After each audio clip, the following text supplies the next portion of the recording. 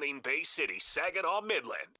Michigan sports aren't just a game, they're a way of life. And now we've got a show dedicated to die-hard sports fans like you. Hosted by a guy who's borderline obsessed with the wins and losses of all your favorite teams. He's crazy. Every weekday morning from 9 to noon, Ben Bosscher brings you the talk that matters. The teams, the stories, and the players you care about most. This is the Ben Bosscher Show, built by Bresky Siding and Building Repair. Remember that.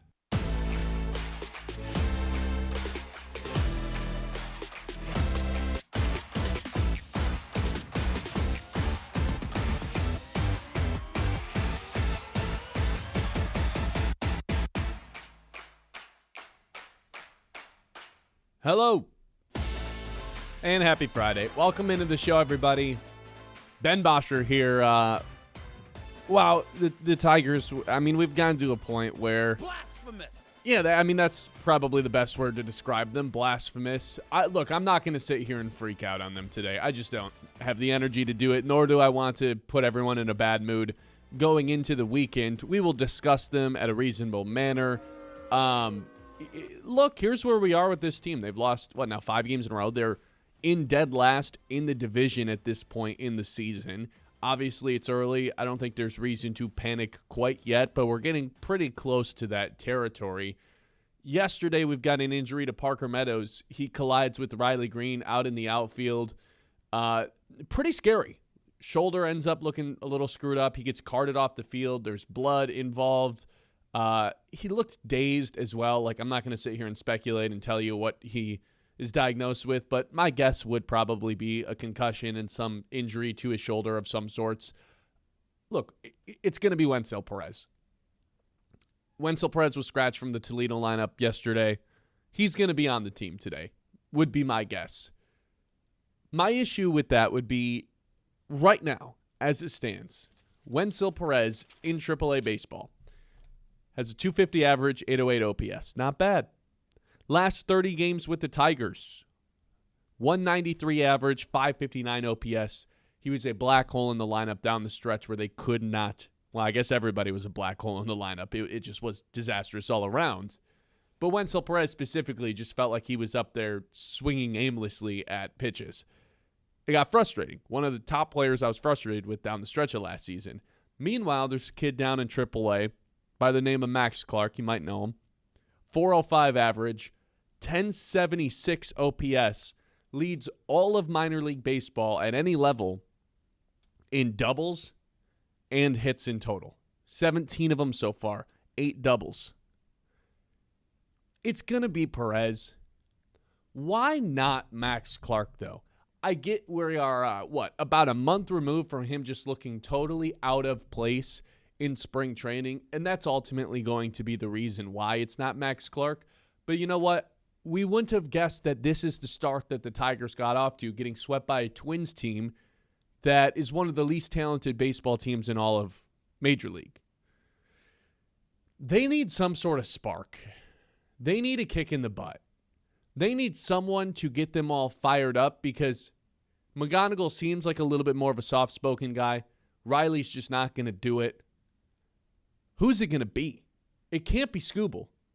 Skubal only plays every 5 days. He's the most fiery guy that they have, but even when he's on the mound, it's not like they ever respond to it. The team notoriously does not score when Tarek Skubal's on the mound. They need a spark.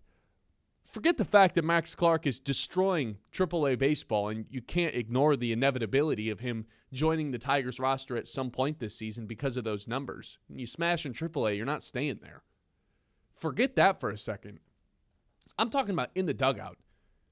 They need someone to just bring a fiery attitude to this team that will wear off on everybody else. You guys remember 2 years ago, the Gritty Tigers, how fun it was when they were inevitably and inexplainably winning games in these miraculous ways down the stretch, where they battled back from a 0.2% chance of making the playoffs and got in. That team was fun. That team had energy. The team that we're watching right now has nothing going for them. Offensively, it feels like they don't even want to be there. They're sluggish. There's no celebrating. There's no nothing. Bring in a guy who loves playing baseball. I'm not accusing them of not liking baseball, but bring in a guy who plays with some flair and some energy and send a message to everybody in that dugout. Nobody's job is safe. We got a guy here who's ready to play, who's on fire right now in AAA, who's going to bring some swag to this team, some energy, some spark, some passion for the game of baseball. I get Max Clark controversial. Sometimes, we got a lot of people who, take the chains off. Forget the chains. We might need the chain stuff. We might need someone to come join this team and just provide some sort of spark and make the game fun again. Because one thing is for certain, Max Clark, again, bad spring, but he makes the game fun for himself. He plays like a kid out there. They might need some of that. It's not going to be Max Clark, but I pose the question, why not? Why not bring Max Clark up? This team's in desperate need of something to fire them up, some fiery attitude to embrace. I feel like Clark could bring that right now. In the way that he's playing in AAA, I'm really not opposed to this idea. It's not going to happen right now. It's going to be Perez. But I think this is going to happen. Like, we talked about this yesterday. We set the over-under. June 1st. Is Max Clark going to be on the team? And what? 3 hours later, unfortunately, Parker Meadows goes down. You never want an injury to happen. Here's the realistic conversation we have to have after that happens, though. Who's going to replace him? I think Max Clark should be up a lot sooner than we anticipated. Yeah, I think the best point that you made there is that anything that Max Clark brings to the table has the potential to just get this Tigers offense out of its funk. Mm-hmm. Whether that is his actual ability in baseball or it is just the fun, this is going to sound, whatever, the aura that Max Clark brings. Like, whatever it is, the Tigers need something, man. This team already, we did the one-word game yesterday, and everybody just said lazy, tired. Like, it feels like this squad already, 2 weeks into the season, feels dead. It feels like they have a weighted vest on. Yeah. Like there's something tied to, like they have an ankle weight on. It feels like they're finding ways to lose games. It feels like they can't find a way to win a game. Even, last night, or yesterday's game, it's tied up for the longest time. All of a sudden, boom, they lose. Oh, yeah, you put Will Vest in anything but the ninth inning. What do you think was going to happen? It's a good point. And you knew the Tigers' offense wasn't coming through. So, yes, I agree that, Max Clark, I'm with you, by the way. Max Clark should be given the opportunity. Is he going to? No. Not right now. I think this could happen a lot sooner than we necessarily realize. That June 1st date might need to be moved up to May 1st. Yeah, it is, because when we threw out that line, or whatever you want to call it, that was pre-Parker Meadows. I don't want to make a joke about it, but, that was a scary collision in the outfield. Yeah. Hopefully Parker Meadows is going to be okay, because that was really scary, and he'd been off to a good start this season as well. We like to pin jokes to Parker Meadows of how rough he's been so far in his major league career. He's been off to a fine start. Bar was low, and he was above it. Yes, exactly, which is kudos to him for doing that. But now there's availability there. The reason why it won't happen, I think, is less of a Wenzel Perez thing, and it's more of a, Max Clark is the Tigers' top prospect now at this point, because when the next update comes out, Kevin McGonigal will not be a part of it. Mm-hmm. And so he is the Tigers' top prospect. Similar to a Kevin McGonigal, that guy probably should be playing more days than not. I don't think currently, if they brought up Max Clark today, I don't think he would be the everyday center fielder, right? Because you're the immediate mind of an AJ Parker Hinch out with Parker out. The immediate mind of an AJ Hinch, for me at least, for how I think he's going to view this, Matt Vierling is a guy who had an awesome spring that really has not gotten a lot of opportunity so far. Boom. There's his ability to play more. Zach McKinstry, who AJ Hinch wants to get in the lineup more than anybody, hasn't been given enough opportunity that probably Hinch wants. Boom, there's more opportunity for McKinstry because you can move Javi out to center field. I don't need more McKinstry. I'm aware. I'm just saying what AJ Hinch is probably thinking. And then, of course, Wenzel Perez is a guy that probably should have just made the Major League roster. It's the Tigers had depth. Over who, though? I'm saying, on most teams. He's not a AAA guy. He's a Major League Baseball player. So he wasn't at the end of last year. Neither was Riley Green. Riley Green's not a Major League guy right now. Right. And so I just think that Wenzel Perez deserves the spot, and it would feel like a real kick in the nuts if he didn't get this opportunity. But I'm with you in the fact that, what do you mean a kick in the nuts? He's 250 and an 808 OPS. Max Clark has basically double his average. We're not throwing an 808 OPS around like it's bad, are we? It's not as good as the 1076 OPS that Sure. Mark's Look, sure. You're right. I get what you're saying. The guy has Major League experience, and they probably wanted him to make the They probably wanted him on the opening day roster, and it just, unfortunately, there just wasn't enough spots for him to be on it. This is the opportunity to bring him up. The realistic thing is, of course, that happening. I got a plan B for you. What's the point in employing Jahmai Jones? I mean, Matt Vierling is your righty bat off the bench right now. Have him be your left-handed platoon hitter. Like, what's the point of having Jones if Vierling's not even playing either? I say you make this a double move. Also, right? Sure. Send down Jones. That's a great idea. Bring up Perez and Max Clark. Yeah. Boom, there you go. Jones going into yesterday's game was 0 for 10. 0 for 10, and he's supposed to be the guy who's hitting upwards of 300 against against left-handed pitching. If you're not doing that, man, what are you doing at all? That's a good point too, because then Wenzel is essentially your Jahmai Jones replacement because he's the switch hitter, and then Max Clark is the Parker Meadows replacement. And I think the big thing is giving Vierling more chance because Vierling deserves, Vierling was awesome in spring. He might have been the Tigers' best bat in spring. He just has not gotten enough run. Absolutely was the Tigers' best bat in spring. Yes, and so this is a given opportunity for him out to play center field with Parker Meadows out, But going back to the Max Clark side of things. I'm thinking about it from just a human aspect of it. Right, because if the Tigers were good, I don't think we'd be having this conversation at all. Not even a little bit. If the Tigers There'd be no point. If their record was flipped, what are they now, 4-10? 4-9. 4-9, yeah. Like if they were 9-4, I don't think we would be having this conversation one bit. No point. Max Clark would be a luxury, not a need. Not something they feel like they need to have. And again, I am making the suggestion that they should call it Max Clark tomorrow. I don't actually think that's going to happen, but now I think I'd set this date at May 15th, May 20th rather than June 1st. I think this is a realistic thing that could happen in the next 30 days if Jahmai Jones continues to be terrible. If they call up Wenzel and he's just not getting it done and is providing nothing. Max Clark's the next guy in line, and he's playing his way into his spot where he should get called up a lot sooner rather than later the way he's playing in AAA right now. Well, and also, you just look at who have been the best hitters on the Tigers this season. Kevin McGonigal, 21. Colt Keith, 24. Dylan Dingler, yeah, he's 27. Guess what? Last year was his first year as a qualified hitter in Major League Baseball. Yeah.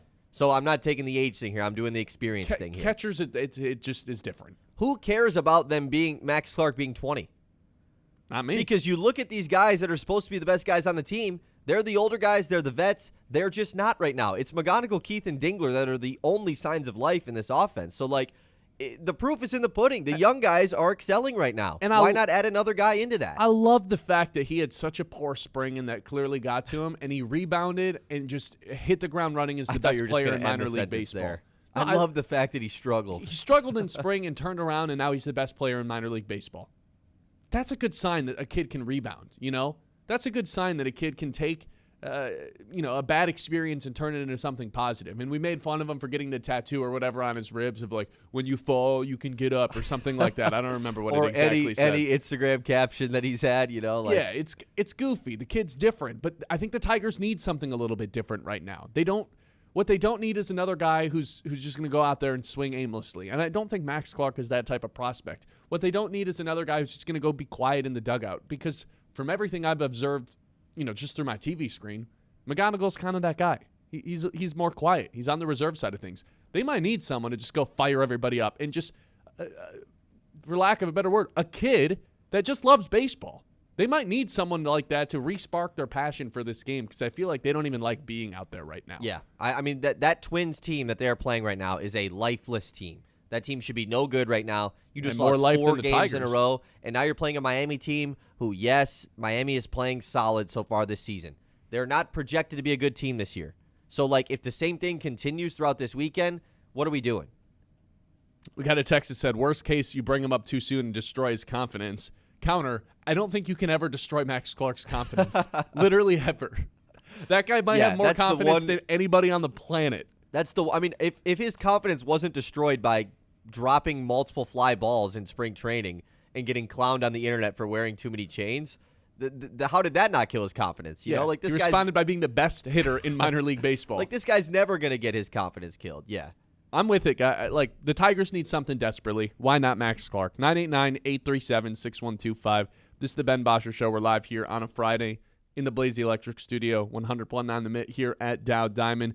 We'll get you guys cruising through 3 hours. I'm going to try not to freak out on this Tigers team today. We all know how bad it is. Monday could be a potential panic day. Not yet. Let's just focus on what we can control. And there's a roster decision coming. Why not Max Clark? 989-837-6125. Iron Stack Technology brings you our 9 o'clock hour. We talk about the game plan and execution of it all the time on this show.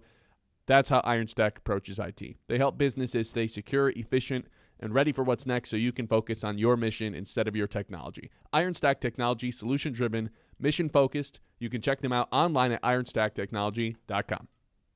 The Ben Bosscher Show, built by Bresky Siding and Building.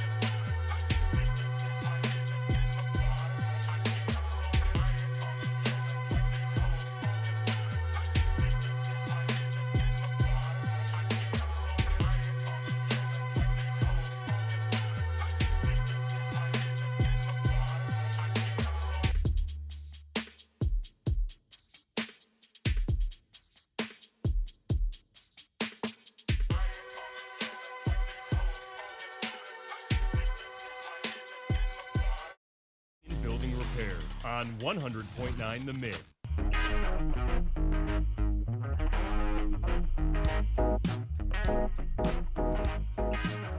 Look, man, I don't think this is actually going to be the corresponding move. It won't be. Wenzel Perez is going to be the guy that gets brought up. But I think this Tigers team needs a spark. Why not bring up the guy who's literally a jolt of energy, who plays baseball like he's a 15-year-old kid who's not even being paid? Max Clark, man, he's raking right now in the minors. Bad spring. Look how he rebounded in AAA. And I think this is a unique circumstance to where you can bring him up and then send him back down. And it's not going to shatter the kid's confidence. It's not like once he's up, there's They've already got their guy like that in McGonigal, where it's like, hey, this guy's up, he's not going anywhere. You can't really have multiple guys like that. No, and Clark is fully understanding of the way that he talks about McGonigal is actually pretty interesting. He's totally like, yeah, McGonigal's earned it. I got to earn my stripes. I'm still working here. I believe in myself. I'll bet on myself, and eventually this thing will work out. And if they call him up and then Meadows comes back and they don't feel like Clark is providing much, they can send him back down, and it's going to be quite all right. I just think from a non-baseball standpoint, they need a spark in that dugout because it doesn't even feel like anybody other than McGonigal enjoys being there right now. Come on, man. Let's bring a little spark to the lineup. Well, it's a new opportunity. Like, I think that would be a reason for Clark to understand this as well. Like, we know he's probably going to come up at some point this season anyways. Like, so why not now? You know, like, this is a new opportunity. You weren't going to come up in April. Yeah. But now there's a chance for something to happen. And they should straight up tell him, like, dude, like, this is your chance. Yeah, exactly. and we want you to be you. Take advantage of this. We don't want you to be anything but you. Wear your three chains. They wear drafted your Max Clark. sunglasses. He hasn't changed. You know, if they wanted that stuff to change, it would have changed in the minors. He's been in this organization now for a couple of years, and they clearly like the personality of Max Clark. And I think it's a good point bringing up the McGonigal stuff because if you do follow Max Clark on social media, him and McGonigal are like boys. I mean, they are like best friends. But it's got to mean a little bit of something when the guy drafted after you. When Max Clark is the guy that has all the hype around him, he was picked out of high school in a crazy top-heavy loaded MLB draft. That's going to go down as one of the better drafts we've seen in quite some time. And the guy drafted after you just completely has passed you and taken your spot as the top prospect in the org, in Kevin McGonigal. That's got to mean a little bit of something to Max Clark. And for his ability to bounce back from post-spring training to what he's done in AAA so far, really impressive. That shows that he has some redemption and he has some He's a urgency. strong mindset. Absolutely. So I'm with you here. Let's get to a couple texts and what's going on in the YouTube chat as well. Yeah, we got a couple things in the YouTube. First off, Jimmy says, in almost any other organization in baseball, Clark gets this call. He has earned the spot that became available through injury yesterday with his play so far. He and his attitude are needed. Yeah, I think the attitude thing is the most important part. 100%. Not to mention how well he's playing in AAA. I guess we have mentioned that multiple times now. So, yeah, I would like to bring it up. But the thing that's almost more like this team needs a kick in the butt. The team is so vanilla, man. Yeah. Like, they just really are. And it's not like they've always been that way. It felt like they had a little bit of they just felt more fun last year. And maybe that's definitely recency bias. It comes with winning. Bad. Of course it does. But I think one goes hand in hand. Like, are you not having fun because you're not winning, or are you not having fun and that's causing you to not win? You know what I mean? Like, what comes first, chicken or the egg type of situation. Right. Hot take here potentially from Nick in the YouTube chat. He says, maybe we start being honest with ourselves. A.J. Hinch is not a good manager. Yes, he won in Houston, but how much of that had to do with the players on the field and cheating? Look, I'm only going to speak to what A.J. Hinch has done here in Detroit. I think when they lacked talent, A.J. Hinch was an unbelievable asset. And now that there's enough quote-unquote talent on the team to where you shouldn't have to pinch hit as often as A.J. Hinch utilizes him, it becomes frustrating.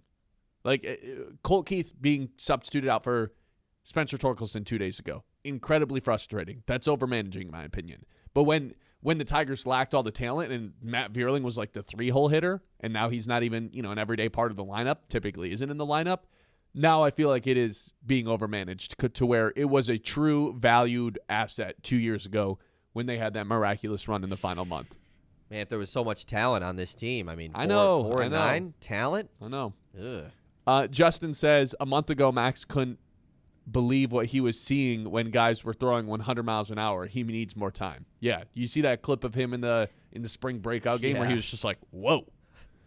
Yeah, I mean, it's a good point. It's totally a good point. I think the counter to that would be, okay, if he comes up and that continues in major leagues, you can just send him down. Yeah. I don't think he's a permanently here guy like McGonigal, where that's why we weren't confident McGonigal was going to be on the opening day roster, because he's not a guy you just send down if things don't start off great. Yeah. I think Max Clark can be. And it's not like you're calling up Max Clark with any sort of intention of, like, we need you to save our season. It's simply, there's an opportunity, man, Parker Meadows went down. You want a month stint until he comes back? Let's do this, man. Like, we can't promise you a spot on this lineup after Parker Meadows returns to being healthy, but we need a little spark right now, both to the lineup and to the dugout.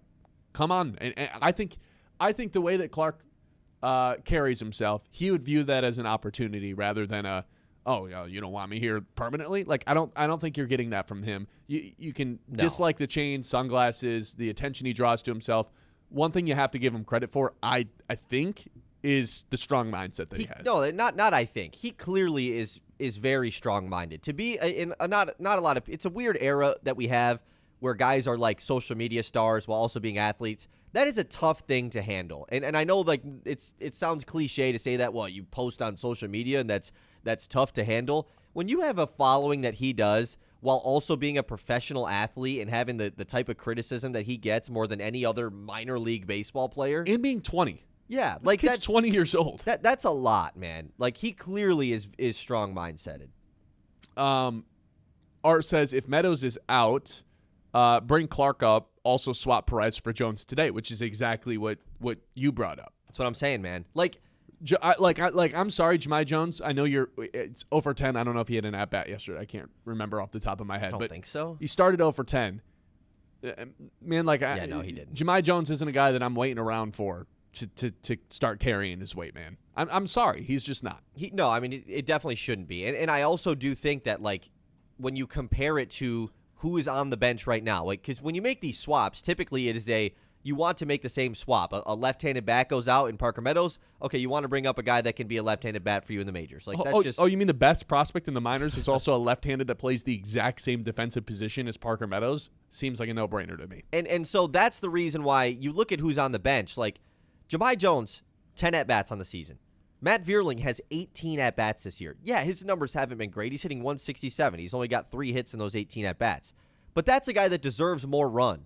And so when you have 2 right-handed platoon guys on the bench right now, it sucks that the Tigers haven't faced any lefties so far this season. Like, does it? That means Cole Keith just won't play. But I guess it sucks for those guys. Like that's why they haven't gotten the opportunity. But that's why AJ Hinch probably feels forced to put them in the game. What's the major league record for most amount of games without seeing a left-handed starter? I feel like the Tigers are creeping up on that. It's unreal. I mean, yesterday when we had Chris on, we said that to him, and he was like, "Oh, really?" Like. It's just something you don't really realize. I almost want to check right now this weekend in Miami. I've got it pulled up right Sandy now. No, it's 3 righties. Yeah, dude, this is nuts. 3 righties this weekend. This is crazy. Okay, they do face. No, wait, never mind. This is actually crazy. Yeah, their first lefty will be Chris Bubick against the Royals. That will be their first one early next week on Wednesday. That's just insane. That is ridiculous. But anyways, like the reason why I think you make the double swap here is one, Jahmai Jones. His purpose on the team is to crush left-handed hitting. One, he's not doing that, like not at all doing that. And 2, Matt Vierling can just be your right-handed platoon guy. Wenzel Perez can hit against both. Boom. Bring them both up. Bring up Perez and Clark. Yeah, we're good. You know what we are with Jahmai Jones? We're all set. 989-837-6125. More messages to come. Want your guys' feedback on this. Get to the news. Got some Lions stuff for you in the 10 o'clock hour. And, of course, Dylan Larkin's hat trick. Got to discuss that. We'll do that coming up. It's the Ben Bosscher Show live here on the Met. The Ben Bosscher Show, built by Bresky Siding and Building Repair on 100.9.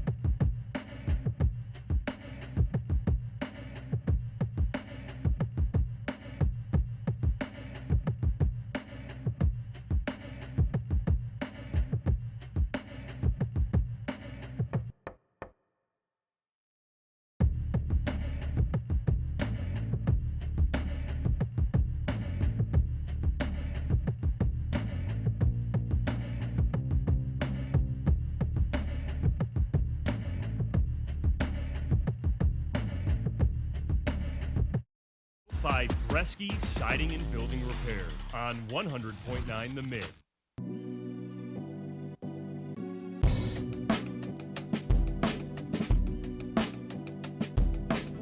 (989-837-6125). We'll circle back to Max Clark. We'll get to Dylan Larkin. First, let's hit the news. The Mits Morning Catch. Can I just say one thing before you do hit the news, though? Dude, do it. Thanks, man. Show, as always, is brought to you by Bresky Siding and Building Repair, the experts who do the job right the first time. If you got a leaky roof, storm damage, siding looking a little tired, Bresky's has you covered. Locally owned, trusted, and dedicated to keeping Midland area homes safe and looking sharp. Dude, thank you for getting that in. Speaking of Bresky Siding and Building Repair, let's first look at the news at the community calendar presented by Bresky Siding and Building Repair. Hey, the Loons, they return back home next week. Let's give you an update on how they're doing this week, though. They're 2-1 so far in the first half of this series against the team that Max Clark played for last year, the West Michigan Whitecaps. So hopefully the Loons can capture that series. Of course, the Whitecaps were a really good team last year, looking to get our lick back against them early in the season. We're making the trip today down to West Michigan. Should be fun. Hopefully the weather is, I'm looking outside right now. Hopefully it's better on the west side of the state. I think it's supposed to clear up by the end of the day, though. Not Good. very warm, but no rain. Should be done by then. Should be done by then. Yeah, no rain today. Good. Okay, let's talk. I know you want to talk about the Wings, but we just had to mention it here in the news. They win a huge must-win game, 6-3 yesterday. Hat trick from Patrick Kane. Nope. Pretty awesome stuff. Dylan Larkin. I was looking at the name Patrick Kane on my news. And then also, Alex DeBrincat, he became the first Red Wing with 40 goals and 15 power play goals in a season since Henrik Zetterberg in 2008. So a lot of cool stuff happening last night for the Wings. You see how many career hat tricks Dylan Larkin now has? I did not see this. That's his third. Nice. Which is the amount of points they are out for making a playoff spot, which is the amount of games that they have left. So they lose, and Senators win on Saturday. Vibes over just like that. They're out of the playoffs. Really unfortunate. Vibes are up right now, though. Vibes are up right now. Would be a lot higher if the Senators didn't win last night. That's kind of the kick in the nuts. It's like, hey, nice win. You're still on the outside looking in. But at least they won, you know? At least they won. It is going to be super unfortunate if they win out and it doesn't Still matter. don't make it. Yeah. Back in action on Saturday. I got the Senators schedule pulled up for you here when we come back. Okay. More hockey news from last night, man. One of the games of the year in hockey, unfortunately, does not end pleasantly for the people here in the Mitten. Denver stuns Michigan in double OT. They will take on Wisconsin in the Frozen Four title game. But yeah, 4-3 the final there. Went to double OT. One of the Denver guys got his hand gashed open. It just a pretty unreal game that, of course, does not end favorably for the Wolverines. Yeah, there was a lot of people out there that hadn't watched a lick of hockey that were ready to Hockey say school. Yeah, they were ready to call it the hockey everything school. 2 national championships. For the Michigan fans out there, obviously, you wanted them to win. For everybody else in the country, maybe a good thing that they didn't, so the Michigan fans settle down a little bit. That would have been too much winning for one school. But, yeah, and I saw that would have been dope. Denver has the most titles, and Michigan, if they would have won, would have had a chance to tie Denver for the most ever. I saw Michigan was like 1-9 in Frozen Four games in their last 10 Frozen Four appearances. Really? That's rough. Yeah, they haven't won they haven't made the title game since like 2011, I think. It's been quite some years, but yet they're great every year. So it's like Michigan State in the Final Four, kind of. Okay, moving on to Michigan basketball news. Couple of things for Michigan basketball yesterday. First off, shouldn't be news, but of course in this grand era of college basketball, it is.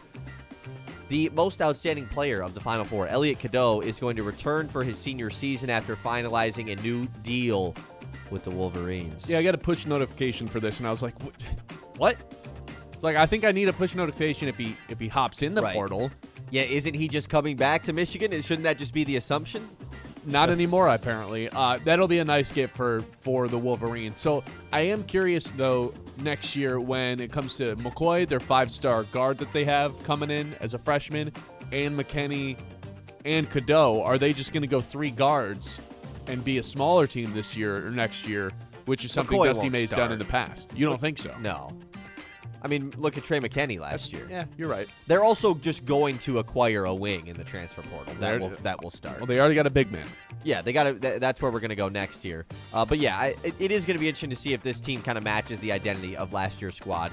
They're going back to that though. They were one of the first guys that have landed with a team in the portal. Tennessee redshirt sophomore big man J.P. Estrella. He's going to be a junior, so he's got 2 years left of eligibility. He was the number 21 ranked player in the portal, according to 24/7. He averaged 10 points, 5 rebounds last year in 13 starts. And hey, if you just look at the past of what Dusty May has done with these bigs at Michigan, developed Danny Wolf into a first-round pick, developed Ade Mara into a first-round pick. So definitely enticing for any bigs to land at Michigan. I'm assuming they're going to get another one to go with J.P. Estrella here, unless Marez Johnson comes back. But if not, this is obviously something we expected from the Wolverines. They're getting it done early. I don't think JP is going to play as the true center, though. Right? I think Michigan wants a dominant center down low, and at 6'11", 240, I think he's more of a stretch big than he is like a guy who's going to go dominate the paint. I do anticipate them grabbing a true, not to call this guy like incapable of playing the center, but the fact that he's 40% from three, he's willing to stretch the floor. I think they're going to go find a dominant guy down low at some point. I'm not going to rule out Marez coming back. I'm not either. I think it could happen. The verbiage on some of the stuff has been weird. Well, and have you seen the Michigan NIL fund? Yeah. All those graphics have Marez Johnson on it, and not Elliot Cadeau or McKinney, guys that you know are going to be on the team. And the slogans run it back. It's pretty interesting. That's all I'll say. It's also pretty interesting that J.P. Estrella commits to Michigan. 2 days into the portal, no visits. Okay. Seems pretty real and fair there. Okay, a couple of Detroit teams back in action today. First off, Tigers trying to bounce back against the Marlins in a new 3-game series. Kiter Montero against, guess who, Ben? Chris Paddock on my wrist is pitching against the Tigers tonight. Man, we all loved Chris Paddock last year as a Tiger. No. Just kidding. He was terrible. Hopefully, Kiter Montero can shove against him tonight. Yeah, he was one of the 9 pitchers that Scott Harris brought in that just ended up sucking, making the team way worse. And then they just got rid of him. Yeah, he didn't even finish the year with the Tigers. No, just if they lose tonight, oh my God. Like, I think I actually will start to panic a little bit. The P word's going to come out tonight if they lose. Yeah. P word hasn't quite happened yet. If they lose to Chris Paddock, another P word. Paddock's the P word. Yeah, exactly. Yeah, that one's going to be bad. We'll close the news with this and save the rest for later. Pistons back in action tonight. They are in Charlotte against the Hornets. That's tonight at 7. Hopefully they can pick up a win against a team who they might face in the first round of the playoffs. No, they're dogs tonight. They are, really? Yeah. That's pretty interesting. I think they just don't anticipate any of their stars playing very long. Good point. They'll win. Hopefully. Got to get to 60 wins, man. Or do you let the Hornets win in an effort to try to get them into that 6 seed so you don't have to play them? See, that I've always felt like that's bad karma stuff, like trying to control the standings yourself. I feel like that never actually I'm not saying works don't out. win, but like don't play Cade and them more than 20 minutes. And if Charlotte wins, it's like, oh no, they're the 6th seed now. Oh, Are they darn. close to passing whoever the 6th seed is right now? Because like if Charlotte could, I'm not going to do the thing where I'm like, oh, I'd rather play this team. But if Charlotte could, they're 2 full games back. 2 full games left. Yeah, good point. All right, 989-837-6125. Dylan Larkin, hat trick. Red Wings keep their season alive last night. It's the Ben Bosscher Show. That's coming up here when we return. If you're looking for a new car, I can in fact tell you from firsthand experience. Garber Chevrolet in Midland, they make it easy. I bought my first car there. This would have been 2 summers ago at that point. Whole process was really smooth. I didn't feel like I was being taken advantage of. I didn't really know what I was doing. It was my first time buying a car, and they just made it really easy, straightforward. Didn't feel like I was being finessed in any way whatsoever. Whether you're looking for a new whip or a quality used vehicle, the team knows how to treat you right and get you exactly what you need at a good price. That's Garber Chevrolet, a place you can actually trust to purchase your new ride. The Ben Bosscher Show, built by Bresky Siding and Building Repair.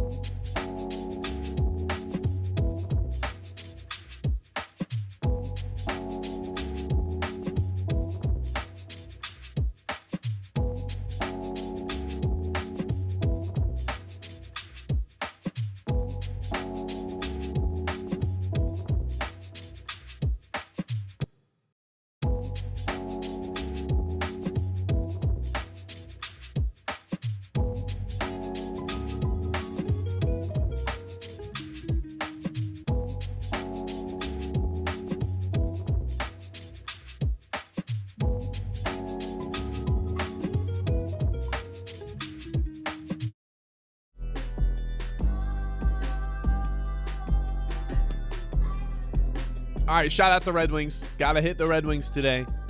They win last night. Big win. Nice win for the Wings last night. They've got one more home game this season on Saturday where they still could be eliminated from the playoffs. The Senators winning is the tough part about last night because you didn't make up any points in the standings to get back into the playoff race. So here's my question. Did Dylan Larkin shut everybody up last night? My short answer would be no. I know you do. I doubt any of our audience does because no sicko was actually watching Pistons games at this time. Do you remember when Malachi Flynn scored 50 points? Duh. One of the most random players ever to score 50. But Honestly, I think it might be the most randomest player to score 50. One of the last games of the season, they were already cooked. Like they were never going to win the game regardless. That Dylan Larkin's hat trick last night is closer to that than any like legitimate, oh my God, hat trick that happens throughout the course of a season. Oh, we're not doing that. If they don't make the playoffs, this will either be forgotten or this will be, hey, remember when Dylan Larkin had that hat trick, but they still didn't make the playoffs? It's the pretext to that if they don't actually go on to make the – if they go on to make the playoffs and miraculously win their last 3 games while the Senators lose their last few and they end up squeaking into this thing, this will be one of the most legendary hat tricks we've had in a really long time. Nothing like a playoff hat trick or anything like that, but Larkin's third hat trick coming when the playoffs were on the line. But if they miss it, it doesn't matter. Like that feels like a pretty 180 thing to do, right? It gets forgotten. Sure, it gets forgotten. Yeah, I guess that's fair. This season won't be remembered. Oh, remember what are the last week going to be remembered by? Oh, Dylan Larkin's hat trick or the fact that they missed the playoffs yet again? Obviously, it's the latter there. So to answer my own question, no, I don't think he shut up all the haters. It was a good vibes night. It was awesome to see all the hats get thrown onto the ice. Dylan Larkin has like honestly been the sole guy where it's just been like every night it feels like he's getting points up in the box score, putting the team on his back. Now it's a matter of, hey man, is this too little, too late?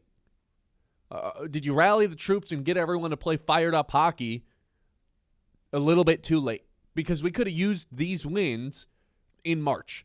Remember 2 years ago when we were in the same situation on the outside looking in last week and the Red Wings got hot at the end and got themselves into a position to where all they had to do was win a game and the other team had to lose. I think it was Columbus, and they would have made the playoffs. That was 2 years ago. And they got into overtime and they won their game on the last day of the regular season, and it didn't matter because the other team had more points than them going into the last stretch, and they missed the playoffs. That's kind of where I feel like this is trending right now. It also could just end more abruptly than that because if you look at the Senators' schedule, they play the Islanders, who have 91 points. They play the Devils with 83 and the Leafs with 78. So they don't have that hard of a schedule in their last 3. The Wings, they're going to play the Devils, 83 points, Lightning 102, so they're going to have to upset them. And then they play Florida, who's terrible this year. They don't have a crazy hard schedule, but the Senators have kind of a layup schedule. If they it doesn't really matter, yeah. If the Senators win their game against the Islanders, they might, like the Wings in general, might just be in a really tough spot. A really tough spot with their last 2 games being, the Senators' last 2 games being the Devils and Leafs. If we're doing the scoreboard watching here, I'll tell you this, it's not looking all that great considering the strength of opponents that the Senators have left. Again, the Wings are 3 points out with 3 games to go. Still awesome, though, last night to see Larkin do what he did. And I think it's, we've talked about this, and I know it's going to be a talking point, of course, if the Red Wings miss the playoffs. Like, the Dylan Larkin, is he the true captain? Is he the true best player on a team that can get to the playoffs thing? Like, that has been a conversation that's been kind of thrown to the side in waiting for whatever's going to happen to the Red Wings. And it also just comes down to the full question of, do you think they should go full rebuild or not if they do potentially miss the playoffs here? But isn't Larkin kind of the number one candidate to be traded? Like, I don't want him to be traded, but like he would be the number one. He's old, not old, but he's older. He's compared to like the other core guys, sure. Yeah, I mean, of course, like Patrick Kane is there, but Andrew chiming in the YouTube chat: has Larkin been that guy, or has it been DeBrincat that's put the team on his back? Like Greg Jennings. Both, a little bit of both. The issue has never been, well, I guess at some points it's been their ability to score goals. The bigger issue is when they go up against these big playoff teams, You can just see it on paper. Like, I remember this the last 2 years. As someone who doesn't watch a lot of hockey outside of the Wings, you throw on a playoff game and, like, it's pretty apparent right away, like, oh, these teams are bigger and faster than the Wings. Maybe not faster, but just, like, have a more intimidating presence. That's one of my big takeaways whenever I watch the NHL playoffs. Is like, man, they just – so, like, to answer that person's question, is it DeBrincat, is it Larkin? They're both doing their part. It's just, like, sometimes fundamentally you look at this Red Wings team and it feels like they're lacking the size and intimidation factor that a lot of the teams at the top of the standings do have. There also is a world where here down the stretch they finished with more points than the Flyers, who they beat last night, and that team still ends up making the playoffs because of the format that's set up right now. 3 teams from each division and then 2 wild cards outright from each conference. I don't love it. I probably, if I could tweak the NHL playoff system, would just do best 8 teams in each conference rather than the 3 from each division and then the 2 wild cards. We got to make divisions matter, Ben. Here's where I would say it's already gotten to a point where they don't. There's 8 teams in each division. Winning your division's not all that, like, it's not an automatic playoff bid the way that it is in baseball. You know what I mean? Like, in an 82-game schedule. So you're just saying go to what the NBA does. Yeah, just make it. That's what I would be doing. If in an 82-game schedule and 8-team divisions, that just makes more sense to me than 3 teams from this division, 3 teams from this division, 2 teams outright in the conference as wild cards. I think this is like the 4th or 5th year that they've had it this way since they realigned the conferences. Yeah. I don't love it. It's going to be real tough to know that the Wings beat the Flyers and the Flyers have less points in them, and then to watch the Wings playoff streak go to 10. Do you just not love it because it potentially could hurt your favorite team? Yeah, probably. That's fair. I mean, probably. I mean, I would feel the same way, right? If it helped my team, then I would probably enjoy. Yeah, if I'm the Flyers, like, I'd probably be like, oh, this is great. I love the way that this format is. I also just think it's like a little bit harder to, like, it's not like I don't understand what's going on, but if it was just 8 teams, I think that'd be just a little bit easier for a casual person to drop it and be like, wait, what's going on here? 8-team divisions, it's just a lot. I don't know why we're a top 3 teams in each division and then 2 wild cards. Like, where did you come up with these numbers? That's just make it the 8 best teams. I don't think that's that weird of an ask, because that's gonna stink. Yeah, it's really going to stink if they end up winning out, actually do get hot here, and it just is all for nothing, which is what happened 2 years ago. And that was a fun moment when the Red Wings, like, totally ended the year extremely hot, and it just didn't matter. Well, it's like you ended the season hot, but it didn't have to come down to this because you were so bad in March, and that's what happened yet again this year. Yeah. Like, April's already treated the Wings, I guess there was a 3-game losing streak. Yeah, but better, I guess. Like, we did everything we could down the stretch. No, you didn't, man. Like, you got to go back to more than just the last 3 games. So, yeah, last night I thought was, like, incredible moment in LCA to see all the hats get thrown on onto the ice. It's nice to see these moments where, like, less than a week ago they're getting booed off of their home ice. Now that there's something to celebrate, giving fans a reason to celebrate is always a good thing. But I'm telling you guys, the hat trick is going to be for nothing if they don't end up squeaking into the playoffs. 3 games left, 3 points out. You're begging for the Senators to lose 2 of their next 3 games. Islanders, Devils, Leafs. That's who the Senators have. Red Wings have Devils, Lightning, Florida. Tougher schedule for the Wings. 989-837-6125. Let's work some Detroit Lions in. When we come back, there's another trade that got proposed by an ESPN writer out there that I caught my attention. So I do want to focus on the Lions here to start out the 10 o'clock hour. This is the Ben Bosscher Show. We're live here on 100.9 The Mid. Don't go anywhere. 10 o'clock hour on the way. The Ben Bosscher Show, built by Bresky Siding and Building.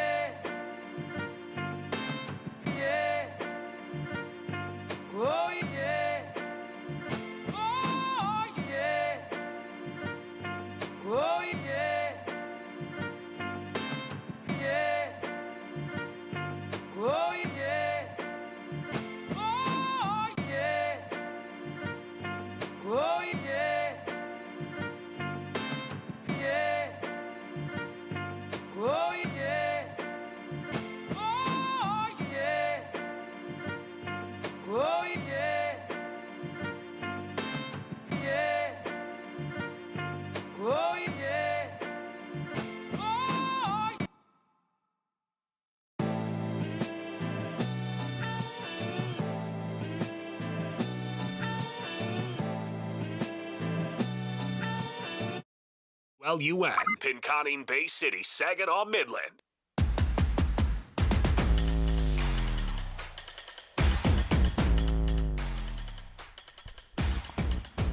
10 o'clock hour, I got some Lions stuff for you. Before we get to that, when the seasons change, I need you to know Maple Hill Nursery is hard at work for you. They offer professional snow plowing during the winter, plus spring and fall cleanup to get your yards looking its best year-round. When things warm up, their mowing services keep your lawn in top shape all summer long, all the seasons. Maple Hill Nursery is your all-season lawn and landscape partner right here in Midland. So I saw another trade. We're at a weird point with the draft where it's like, we're less than 2 weeks away. I think next week is when it'll really start to ramp up in terms of draft content. But right now we're kind of at it there's not a lot of visits happening. We're at somewhat of a standstill, which is making writers just come up with random things to discuss.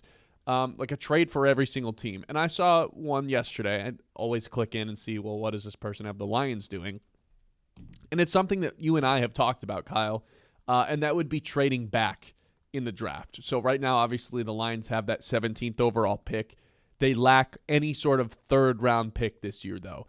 And I listed, every need that I thought the Lions had. In order, offensive tackle, edge, linebacker, safety, nose tackle, they sneaky just don't have one, a corner, and a tight end. So altogether, that'd be 1, 2, 3, 4, 5, 6, 7 different needs. That's a lot. Having a third-round pick would be beneficial. Right now, they don't have it. This trade had the Lions going from 17 to 23, so you move back 6 picks with Philadelphia, and you get a third-round pick in exchange to do so. They have a bunch of 4th and 5th and day 3 picks. I don't think you can actually rely on those guys to contribute right away. I mean, if they do, it's like frosting on top. But you're not actually drafting someone on day 3 with the expectation of, hey, this guy's going to play for us a lot this year. In the first 3 rounds, I think that's totally plausible. In the first round, that's for your stars. No matter where you're picking, you hope that you can get a star in the first round, a day 1 starter. Second round, that's for players who can start right away. Maybe not be studs, but can at least start. Third round pick, you're hoping, you need some sort of contribution from third round picks. Lions don't have a third-round pick right now. For them to be able to address 3 of their 7 needs rather than just 2 in those first 2 rounds, it's enticing, especially if you can get yourself in a situation where you can still get an offensive tackle at 23. And depending on how the draft falls in the first, I think the first 6 picks are incredibly important when it comes to how it ties together with who's available at 17 for the Lions. Because if Arizona decides to go edge rusher, and if the Browns decide to go edge rusher, and all of a sudden these tackles start falling, that's a good spot for the Lions to where, okay, maybe trading back is not the worst thing. But if Arizona off rip at pick 3 is like, we need our first tackle, and the Browns off rip, just like that, decide we're going tackle at 6, then all of a sudden it's like trading back I don't think is an option anymore. I think I'm fully out on trading down. Trading back. Trading back. Out. I think I'm out on it. I originally was in because, yes, the Lions need more picks in this draft. No doubt about it. They need more picks in this draft. But the issue is, what do they need more than just depth of picks? A starting tackle. Yeah. I would think that is way more important than adding another pick in the 3rd round, right? And so moving down 6 picks, I think the only way I would do it is if you're moving down from 17 to 20. Because then you can actually still map things out. You can correctly map things out too. Once you get to more than 3 picks down the board, you cannot map that stuff out. You're just going to get it wrong. Weird stuff is going to happen. Maybe another trade happens, a team swipes in. You can't predict that enough stuff. If it's 2 or 3 picks, yeah, I think I would do it. You're probably also not getting a third, or maybe you are and you have to add something else in, and then it becomes So I think I'm out on this because the thing that the Lions need more than anything is their starting tackle to be with Penei Sewell going forward. And like you said, if the first tackle off the board isn't taken until outside of the top 5, then yeah, maybe you're willing to do this because there's going to be that more depth of those things possible. But also, we know that the Lions are going to have their own personal big board about who they prefer the most, and I don't think that's going to matter necessarily when the first tackle goes. Oh, we have 6 guys that we think all could go in the first round. There's still going to be 3 of them available here at pick 20, whatever. I just think that they're still going to have the guys they prefer They're not going to be satisfied with just we'll take the 6th offensive tackle because we think he has a first-round grade. It's the most aggressive Brad Holmes is all year. Exactly. On draft day. There's only been one instance where he's traded backwards. That was when he traded back from Gibbs from pick 6 to pick 12. Yeah, exactly, to get Gibbs. Yeah.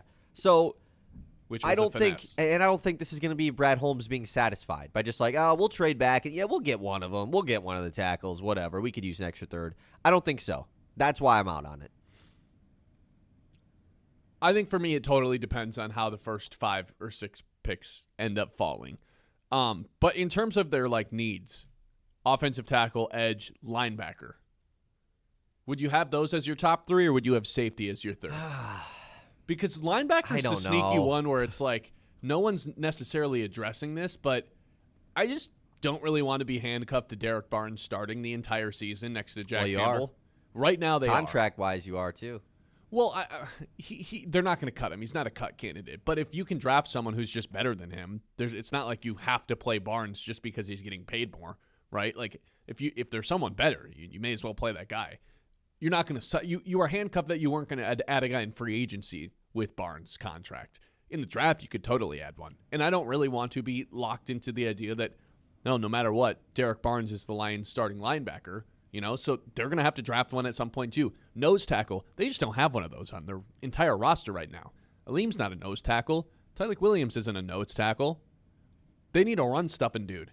They don't have one of those guys right now. The safety situation, yeah, it's nice they brought back Avonte Maddox and Christian Eisen got signed as well, but long-term solution, going to need one of those at some point in the draft as well. Cornerback, always going to be a need. Tight end, I guarantee they take a tight end at some point. Yeah, but that's something that's an correct. End of the draft pick. Yeah, correct. That's a James Mitchell type pick. Still have hope for that guy. The past, yeah.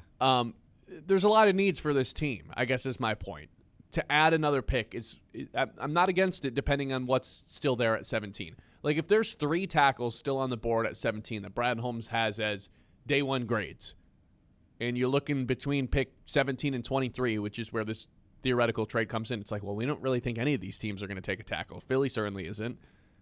I think we should do this and add a 3rd-round pick, and we can still get one of these tackles that we really like. It's a good point, and it's also a risky move, which I think Brad Holmes has been willing to do in the past as well, make risky moves. But like you say, if there's 3 guys who they think have first-round grades still on the board there, yeah, you think one of them will fall to you.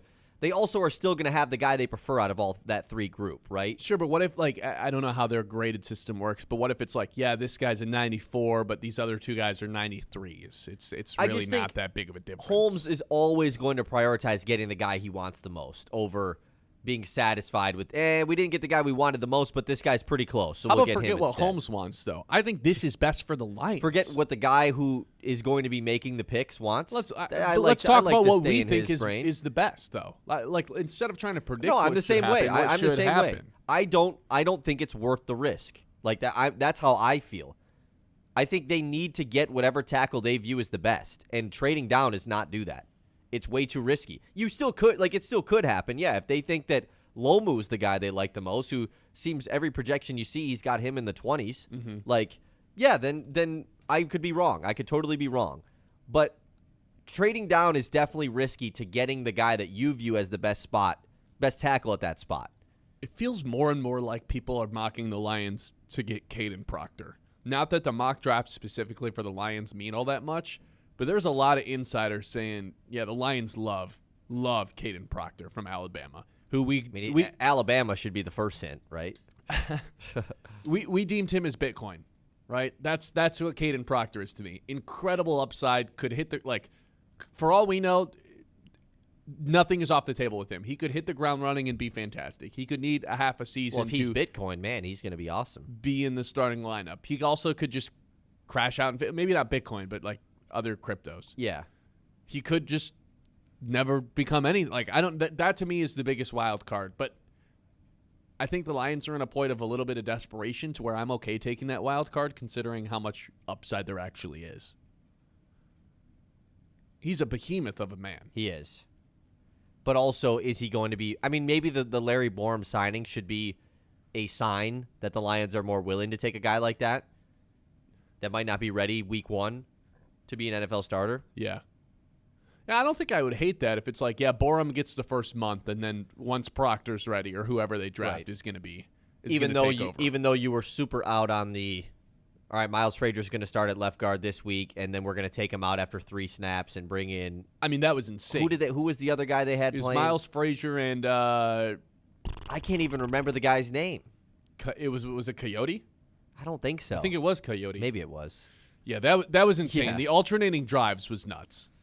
I don't ever want to do that. That's again. one of the weirdest things I've seen done. Yeah. That's how you know your season was just done. You're alternating guards based on what drive how you it knew is. your season was done was, the starting center on Christmas. Not a single person on planet Earth knows who this guy is. Still to this day, that guy's just disappeared into a different planet. Nobody knows who His that guy own mother didn't know he was starting on Christmas Day. I mean, geez. or that he was on the Lions.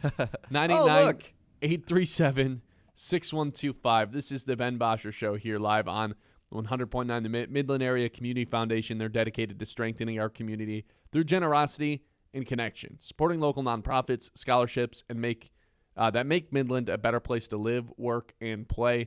We're rocking and rolling here on a Friday, as always, here on 100.9 the Mid. If you are looking for a steady hand when it comes to your financial future, I recommend you talk to Kevin Spencer with Edward Jones right here in our community. Takes the time to understand what matters most to you, helps build a strong strategy to get you there. Reach out to Kevin Spencer at Edward Jones today because your goals deserve a plan that's personal.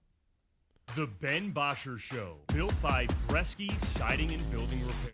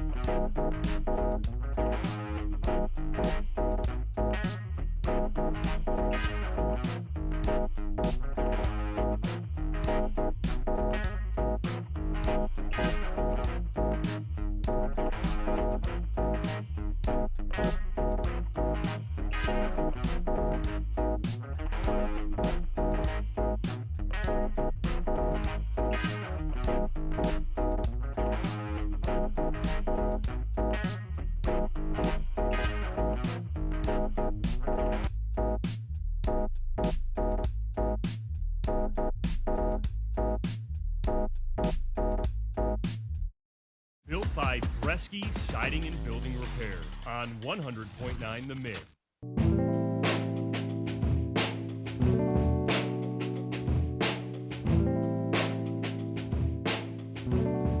So you kind of alluded to this in the last segment that we had, but if we're setting goals for the Lions in the NFL draft, is it simply like goal 1, goal 2, goal 3, goal 4, find your left tackle, or are you willing to be a little bit more like, okay, let's check off a few boxes here? Are we all in left tackle or bust walking out of the draft? That defines how well the Lions draft went. Yes. I think so. I don't think it's a wrong answer. I think I am because it seems closed-minded, right? To go into a draft feeling that way, like, hey, if they don't figure out this specific position, I don't care about the whole rest of the draft. I don't care about any of it. Mm-hmm. That seems pretty like not a cool thing to do. But when I think about that world where they draft, they don't figure out the other tackle spot, whether it's left tackle, right tackle, blah, blah, blah, whatever it is. We're just rocking Larry Borum. Yeah. Who is it? Who's doing it? That's the part where I'm worried because the number one issue with this team last year was the offensive line, and you actually lost one of the 2 or 3 good linemen on that team last year in Taylor Decker, and obviously when he wasn't healthy, that spot was a disaster. And so that needs to be the number one priority. It needs to be the number 2 priority. It needs to be the number 3, 4, 5, blah, blah, blah. You keep going down the list. Now, there is other needs, 100%, and that's what makes this draft for the Lions different than others because I don't think they've ever had a need in the Brad Holmes draft era bigger than left tackle right now, yet they have many other needs as well. Yeah, edge rusher, linebacker, safety, nose tackle, corner, tight end. It's not like the 24 draft where, you had a huge need at corner, absolutely, but you had really not many other needs. No. So it just made a ton of sense to get Terrion Arnold, and that was it. This one is different. Do you think linebacker should be ahead of safety in terms of the need? Like, there's 2 ways to look at this. I have a great answer. They've been a little bit quiet about safety. Maybe you're feeling okay about Kirby Joseph, but also they just signed Avonte Maddox back, which makes me think, okay, maybe Kirby Joseph's not all right. We recapped Derek Barnes in the last segment, so we don't have to do that again. But what do you think is the bigger need, linebacker or safety? I don't know. That's my question. Want to know why that's my answer? That is my answer because when we ask, well, is Kirby Joseph going to be healthy? I don't know. Yeah, is Brian Branch, when's he coming back? I don't know. That's why that's my answer. I don't know what's going on with the safety room, man. So, sure, like maybe it could be the bigger need. It also could just be why the hell did we draft a safety in round 2 when these guys are just going to be healthy sooner rather than later? If they draft a safety, that pretty much screams at everybody's face that Kirby Joseph's never going to be Kirby Joseph again. Correct. Right? So maybe we will know more about Kirby Joseph and we don't have to reply with everybody with I don't know after the draft. Because if they take a safety in the first 3 rounds, I'm not feeling great about Kirby Joseph's future with the Lions. I think it depends on the type of safety, too. If it's a guy that's more of a hybrid, like an Avonte Maddox who has done both to this point. Both as in nickel and safety, right, or both as in like free safety? They can play. Yeah, they can play in the nickel as well. Like can be tossed around. More of a versatile player that doesn't really know the true position that he is. That's more of a Brian Branch though than a Kirby Joseph. Well, yeah, but that's what I'm saying. Like I think if you draft a guy like that, then I'm not too worried because it's just they need more guys in the secondary in general. Based off of health and based off of skill. But if they just take a guy who's like, oh, yeah, this guy's a safety. He's not a linebacker safety. He's not a box. He's a safety. Yeah, all of a sudden it's like, Kirby exactly. Joseph's knee is not holding up all right. And then we'll get an Instagram story from Kirby Joseph being like, I'm ready to go, baby. And then we're like, what's going on?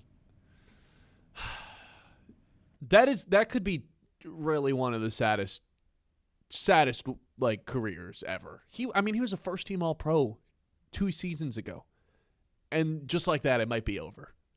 Not even because of some gruesome like injury that snapped his leg. Nothing like that. It was just wear and tear damage to the knee.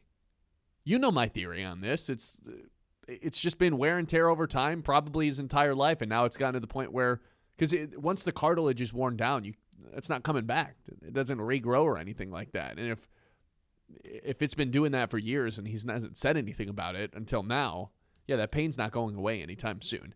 And based on, the worst part about the Kirby Joseph deal not deal, but the situation, we still don't have a diagnosis for what went wrong. That's maybe the most alarming part about it, especially in the NFL where we know everything about every injury. This one has been so kept under wraps that it does that heighten my level of concern. You know what we know about this one? Most of you guys don't know really much about anything. Shout out Amon-Ra St. Brown. Shout out Amon-Ra St. Brown. Yeah, I mean, this is going back to the list of needs things. I mean, there is several needs and goals that you want to say, whatever, for the Lions. Like, if the goals going into the draft are get your starting tackle, get a edge rusher, right? Yeah, any singular edge rusher. They will draft one. And I know that's been the position that Lions fans have wanted to draft for years and years and years. They will for sure draft one at some point in this.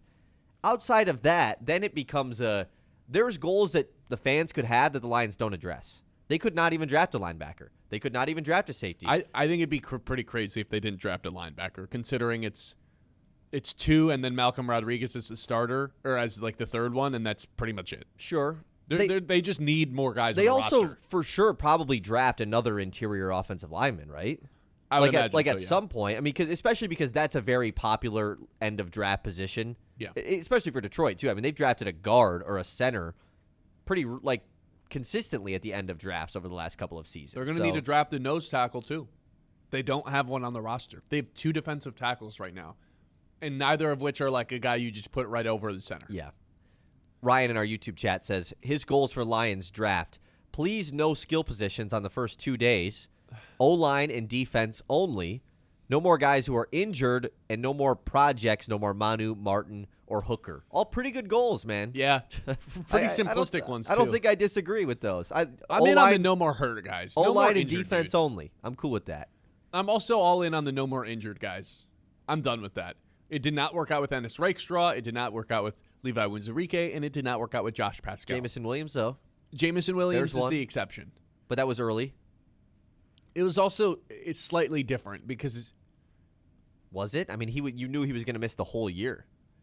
I feel like that one was like... Yeah, but that's also an ACL where it's like he's coming back at some point.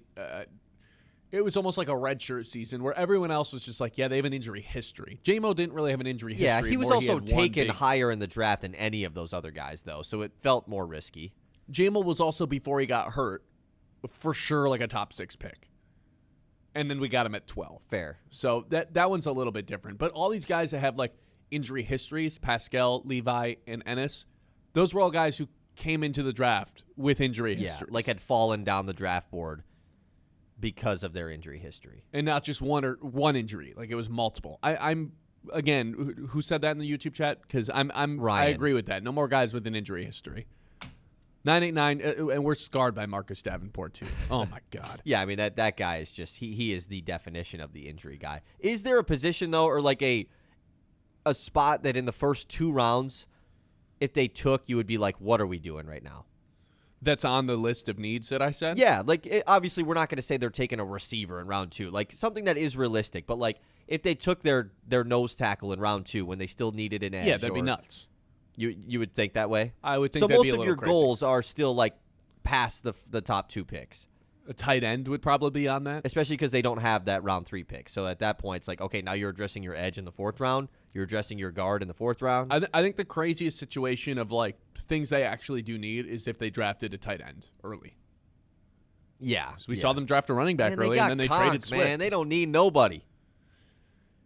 Wouldn't that tell you they're trading Sam Laporta? Oh, well, I would hope that would happen in That this would- draft, so we it could would get have some to picks happen. in this draft. Yeah, I mean, that's what they did with Gibbs. Swift wasn't traded until the next day, right?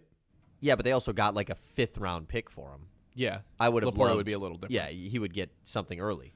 Would you be happy with a second and a third for Laporta? Would I be happy? I mean, Laporta That's a getting pretty traded. damn good Laporta return. getting traded at all, I'd be like, that sucks. What if it was Sam Laporta 2 fourths for a second and a fourth, or a second and a third? That's pretty good value, man. It's pretty good. It's pretty good. But I also just think peak Sam Laporta value is a late 1st round pick. I really do. But also because he's so young. But also, A second and a we're third. never really getting back to peak Sam Laporta value. Probably not. And again, like the whole Sam Laporta trade is strictly a financial trade. Obviously, we don't want to trade the talent that is Sam Laporta. It's a financial decision because you're not going to be able to pay every single person from that 24 draft class, 23 draft class. And you're kind of just taking a page out of the Kansas City Chiefs book. Yeah. Give me as many pages as from their book as we Can can. I get the whole damn book? Yeah, send a copy of the manuscript, man. Crane's L&M Appliance Center has been serving the Tri-City area with quality home appliances from refrigerators and washers to stoves and dishwashers, backed by friendly, knowledgeable staff that you can count on. They make getting the right appliance easy with delivery, professional installation, haul away for your old unit, and even financing options to fit your budget. Stop into Crane's L&M Appliance Center today and discover dependable brands and great value from every corner in your room. The Ben Bosscher Show, built by Bresky Siding and Building Repair.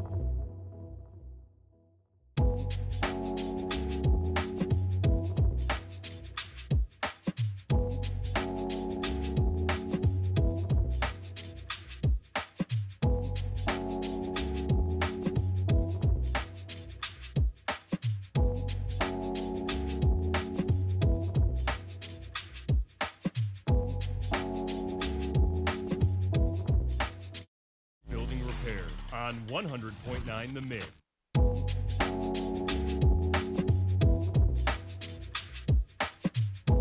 We got Masters coverage on the TV in the studio right now. We got Mike McDonald on TV. I'm just saying. yeah. I'm just saying, be careful, man. Person interviewing you, I'm just saying, be careful. Oh, I see where It's you're a going different there. Mike that's gone a different direction.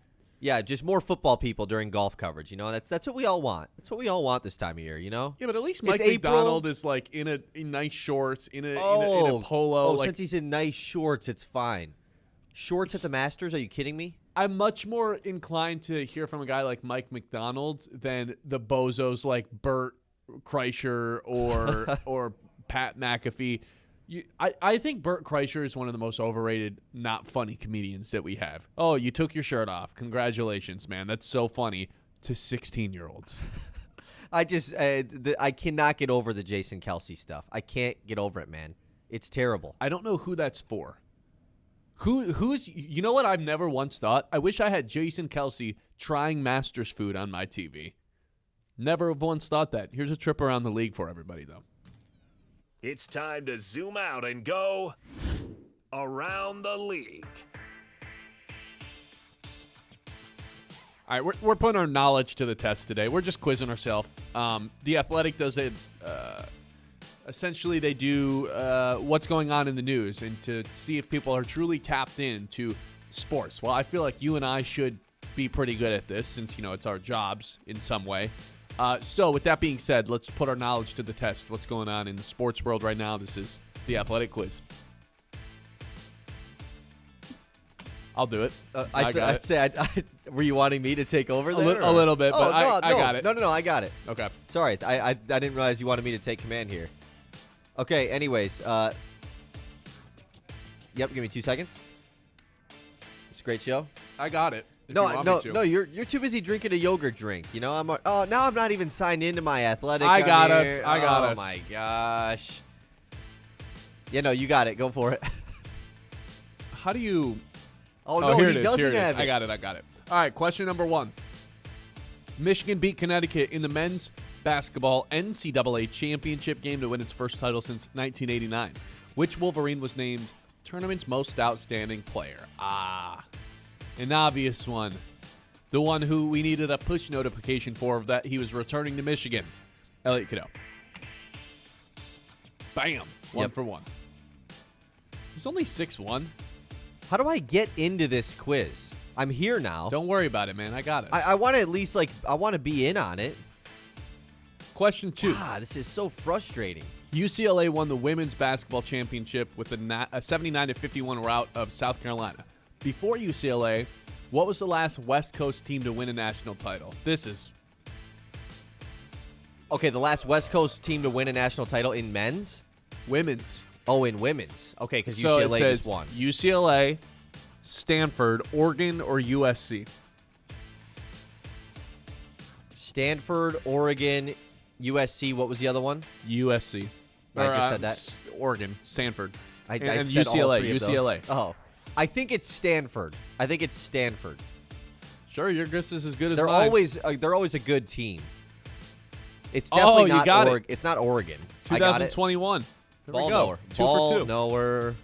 Masters starts Thursday I in think Augusta. this link that you sent, by the way, is the improper link. I think you set me up for failure, so you could do a bit that I literally just clicked it and I it think worked. that so that I was doing it wrong. I think that was the clicked plan. the exact same link that I you think did. that was the plan that you just did there. The Masters start on Thursday in Augusta, Georgia. Who is the defending champion of the golf's iconic tournament? This is too easy, man. Rory McIlroy. Who won it the year prior? Let's see Ben's Masters knowledge here. Scheffler? Correct. Yeah. Let's go, Ben. Hey, we might get a back-to-back. I know we're going to do a Masters update later in the show once some more guys have teed off, but Rory tied for the lead after round 1. Pretty cool. 5 under. Man, this quiz we're going to nail this one. Now, there's always some really tough ones at the end. Oh, we're not there yet. The Chicago Sky traded 2-time All-Star forward Angel Reese on Monday. Where did she go? The Atlanta Dream, baby. That's what I thought. Yep, that's it. Man, if you don't know this stuff, you don't know ball. That's all I'm saying. The women's tournament one was a little tricky. We knew that. What former NBA head coach was hired to lead the men's basketball program at North Carolina? This would be former Nuggets head coach Michael Malone. Bam. Yep. 6 for 6. 5 for 5? I think we're 5 for 5, actually. All right, next question. Dallas Mavericks star Cooper Flagg, at 19 years old, became the youngest player to score 50 points in an NBA game late last week. Whose record did he break? Oh, boy. Of the youngest person to score 50? Yeah. Ooh. I I'm think we still have an searching advantage for this, here. by the way. I still can't get into the quiz, in It's- case anyone's wondering. There's 4 options they give you. I think I know the answer. Okay, give us the options. Zion Williamson. I'm not unsure he's ever think scored he 50. scored 50? I don't think he's ever Yeah, scored 50. I don't think so either. LaMelo Ball, also, I don't think has ever scored 50. Kobe Bryant. It feels like they would put guys that have scored 50 on here, though. Anyways, continue. Kobe Bryant's enticing. It's luring. Isn't No. the answer Brandon Jennings? Brandon Jennings is on here. Brandon Jennings That's for way sure too scored, random of a right? person to be on. Or is here. it so random that they want you to pick it and you're wrong? No, I think no, it's, no, I no, think that's- it's right. No, I think Brandon Jennings for sure did score 50, and I believe I saw this. Like when Cooper Flagg scored it, somebody posted the highlight reel of that Brandon Jennings game. At least I saw that on my feed. That would make sense that it came up on my feed because of Cooper Flagg. Let's go with Brandon Jennings then. Bam! We're right. Can't fool us, the Athletic. He was 20 years old when he scored 55 for the Bucks in 2009. Crazy. All right, next question. Los Angeles Angels outfielder Joe Adele pulled off what remarkable feat on Saturday night? Okay, I know this. Did you see this, though? Because he pulled it was an unreal thing that he did in that game. Was it okay? So I know somebody robbed 3 home runs. I think that is what it was. I don't think anybody hit for the cycle. I don't think anybody stole 5 bases, although it might be that one. Also hit 4 home runs. I think I would have known about that. I think it's either stole 5 bases or robbed 3 home runs. Somebody robbed 3 home runs, but I don't know if it was Joe Adele. I think it was. It was, yes. Yeah. He robbed 3 home runs, and the third one, the third one that he robbed, he fell into the stands. Yes. When he caught it. He did catch it before going out of the stands, so it was a legal catch. And then he stands up in the crowd to hold up his mitt, and all of the people around him are just like, it's one of the coolest photos I've ever seen. There's a photo from it from the stand perspective. Could Very you cool. imagine if that 3 would have home been, runs? What if that was like Julio Rodriguez or Aaron Judge or Tatis? Like one of the true superstars of the league. Do you know how insane that photo would have been? What, Joe Adele's not one of them? No, he's not. Joe Adele, kind of a bust. But he had 3 robbed home runs, so. All right, we've got our perfect streak on the line. I think there's 3 more questions. Pittsburgh Pirates phenom Connor Griffin made his debut last week at 19. Who was the last position player to make his first MLB appearance as a teenager? Is it Juan Soto, Mike Trout, Justin Upton, or Bryce Harper? I believe it's it not is Trout. Bryce Harper would be but Justin was Upton 20. Justin Upton is older than Bryce Harper anyway, so it's not him. Harper for sure was a teenager. What was the other guy? Juan Soto. Ooh, Juan Soto was a teenager though. It's Juan Soto. I think you're right because I think Bryce came up at 20. Bryce Harper I think was a teenager, but Juan Soto absolutely was a teenager. So yes, it's Juan Soto. Bam. Yeah. 19 and 2018. Soto for sure was. All right. I think Juan Soto was a teenager in the World Series. That's insane. I could be wrong about that. He's got one of the most unique baseball careers we've ever had. Played on 4 different teams before getting his big-time contract. Yeah, it's And is actually like ridiculous. one of the best players in the league. Yeah, it's made no sense. Which star football prospect is reportedly not planning to attend the NFL draft later this month? Is it Jeremiah Love, We know Arvell this. Reese, Ruben Bain, or Fernando Mendoza? Man, if you listen to the Ben Bosscher show, you knew this was in the news yesterday. Yeah, Kyle's so good at the news. Come we know on, all I'm this so stuff. good at it. Fernando Mendoza.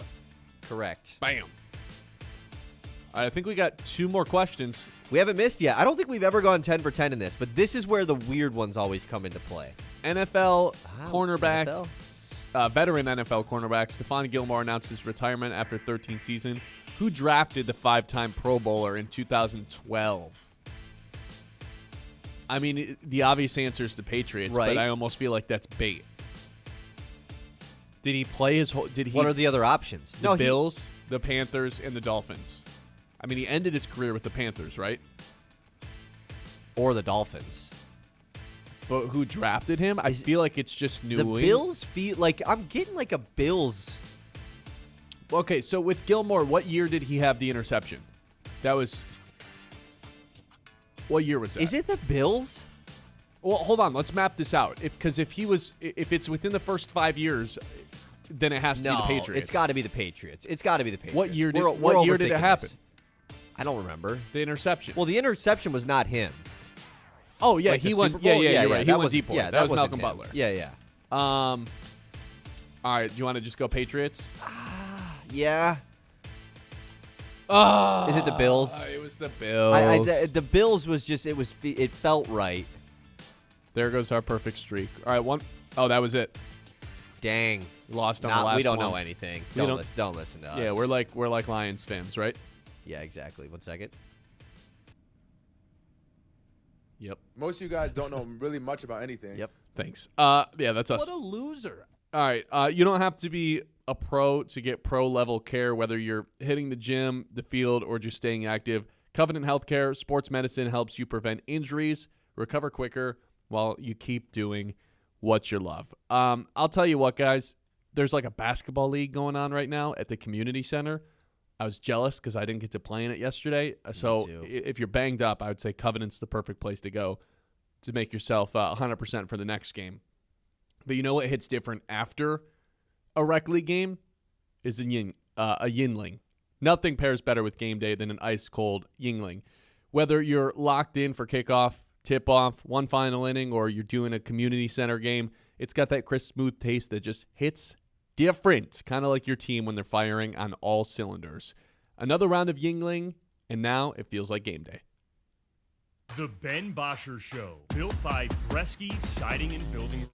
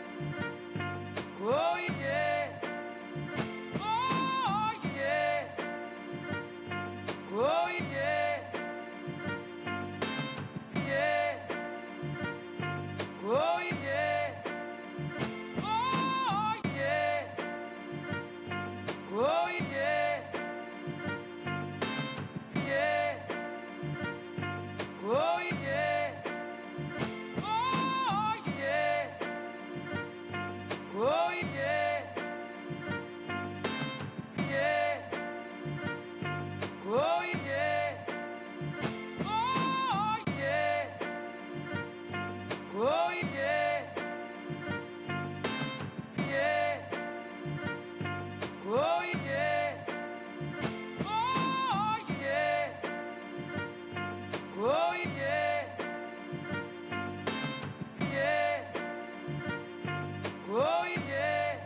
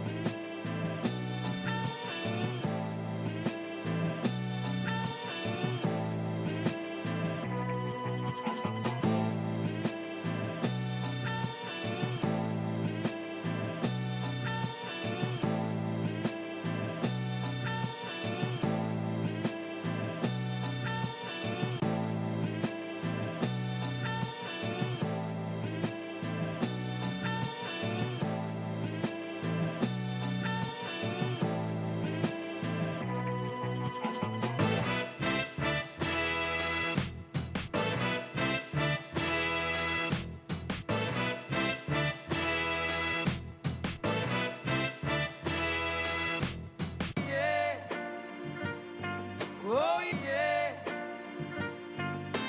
Yeah. Oh yeah. Yeah. Oh yeah. Oh yeah. Oh yeah. Yeah. Oh yeah. Oh yeah. Oh yeah. Yeah.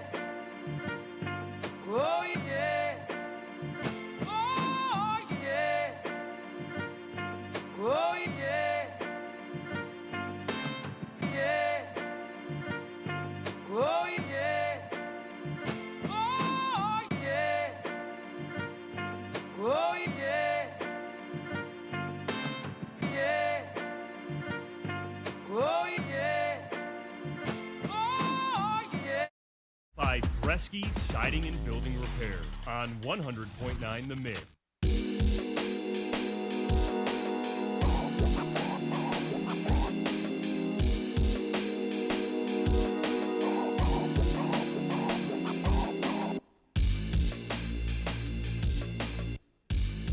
So Dylan Larkin ends up getting the hat trick last night. It's the third of his career. I say this, man, it's not going to matter in the grand scheme of things. It's a nice feel-good moment last night, but unfortunately, the Red Wings still have a 7.7% chance to make the playoffs. Yikes. 3 games out. 3 games remaining. Not 3 games out. 3 points out, excuse me. 3 games remaining. I think this is ultimately going to be forgotten about. And if it is remembered, it's going to be like remember when Dylan Larkin decided to show up when the season was already lost? It's just like, Oh, you know what? we're doing that. We're blaming it on him. No, I'm not blaming anything on him. Well, you're making it seem like, oh, now he decides to do something. No, because I don't think this has been a Dylan Larkin issue necessarily. Here's a crazy thing that I'll just throw out there, and we can have this conversation a different time. Is this the last big Dylan Larkin moment for the Red Wings? Because 7.7% chance to make the playoffs. They basically have to win out and hope Ottawa loses 2 of their next 3 games and doesn't make overtime or get a point at all. There is going to be talks about blowing this thing up. And I think blowing it up, you're not decimating the entire thing and knocking the building down, but you're keeping Mo Seider and Lucas Raymond likely, and you're letting Kane and DeBrincat and Larkin probably go. Like, anything's up on the table when it's 10 years of not making the playoffs and another collapse. Is this going to be one of the Larkin's last big moments in the Wings jersey? It's always tough to have those conversations about the captain of the team. I think anything's going to be on the table, though, this offseason. I do. Yeah, I mean, everything should be, right? It has to be. Yeah, I mean, that's if this Red Wings season ends the way that it likely is going to, or are they going to view this the same way they did 2 years ago? Oh, we were so close. Oh man, we won out. Like we did everything we could. We're so close. Run it back. I don't think there's any way that they can run it back with the same coach, same GM, same roster. I mean, like, let's say they do rally and make the playoffs. Then what? Then what's going to happen? What do you mean? Then what? Then they're not the longest active playoff drought in all of hockey. Well, awesome. Then what? Then once we get over that hump of, okay, sick, we don't have the longest streak in pro hockey anymore. Then what? Then it's just like everything's golden. No, this team, like, they're trapped in mediocre hell right now. They're totally trapped. I worry if they make the playoffs, they just get swept, and then it's just you're more trapped right now. For sure, you're more trapped right now. Obviously, we don't want them to make the playoffs, and it's fine to celebrate Larkin and throw your hats onto the ice because that just happens so rarely. It's the third one of his career.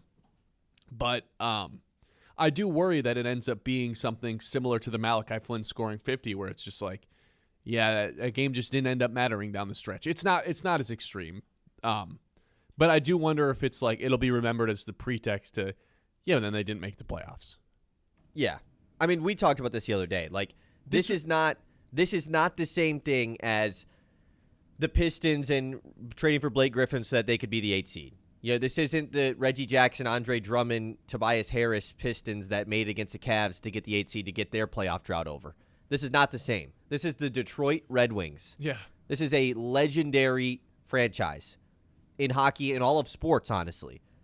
They should not be satisfied with just, man, the playoff drought. Finally, we're back in the playoffs. Woohoo. No, like, they need to get back to being on top. And I don't know what the route to that is. I know what the route to that isn't. And that's whatever they've had going on for the last 5 to 10 years, right? Yeah. Yeah, I almost wonder if we have this hat trick that happens yesterday, and it's this celebratory moment, and then it's almost like a reason to forget about all the bad things in your life that are happening with the Wings right now. Like, you go out and drink and just forget about everything, and then you wake up, you're like, oh, man, we still only have a 7% chance to make the playoffs. If Ottawa would have won or lost last night and not even earned a point, and it was just like, oh, my God, Dylan Larkin just had a hat trick, and we're within 1 point of making the playoffs. It's a totally different conversation. Then all of a sudden we are talking about like, oh my God, Dylan Larkin silenced everybody last night. But I don't know. I think I disagree. It's still the same performance nonetheless. He can't control Ottawa winning or losing. Yes, he can't. But like he could. He did what he had to do in last night's effort for what they could in control. March. It wasn't the same as that. Well, yeah, but what, you want him to have a hat trick every night? No, I don't want. No, that's not at all what I'm saying. But like, you get what I'm saying though, in terms of like, it will be forgotten. It might be yes. too little, too late for this. Sure, this heroic performance might have come a little too late for the Red Wings. That's all. I'm like, not to pour water on it because last night was super fun. Awesome to see the hats get thrown onto the ice. But I wonder if we wake up and it's like, back to reality. Less than 10% chance to make the playoffs. That's what it feels like right now. It does. It does feel that way. What about these final two for the Wings? At least one of them's at home, right? Final 3 games. They have one more home game left. That's Saturday. They could be eliminated on Saturday. They lose. Eliminated at home would be terrible. On fan appreciation night. Oh, that would be so bad. 5:00 game against the Devils. That's Saturday. The Senators will play the Islanders on Saturday as well. So a loss for the Wings plus a Senators win, I think definitely wraps it up. A Senators overtime loss and a Wings loss, I believe also will wrap it up. Tough scene for the Wings right now. Tough scene.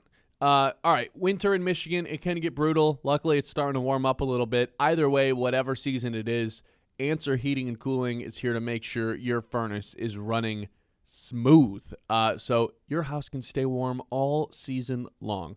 That is Answer Heating and Cooling, keeping Midland homes cozy all winter long. This right here is the Ben Bosscher Show. I do want to talk a little bit more about Max Clark when we come back, because the Tigers need some sort of spark, to say the least right now. They're not really doing anything at a high level. That's the pitching. That's the hitting. That's the defense. And I wonder if bringing a guy like Max Clark up to the bigs in any way, shape, or form will be this spark to the Tigers lineup. And obviously, Parker Meadows goes down yesterday. Feels like this is the perfect opportunity. It's most certainly not going to be Max Clark.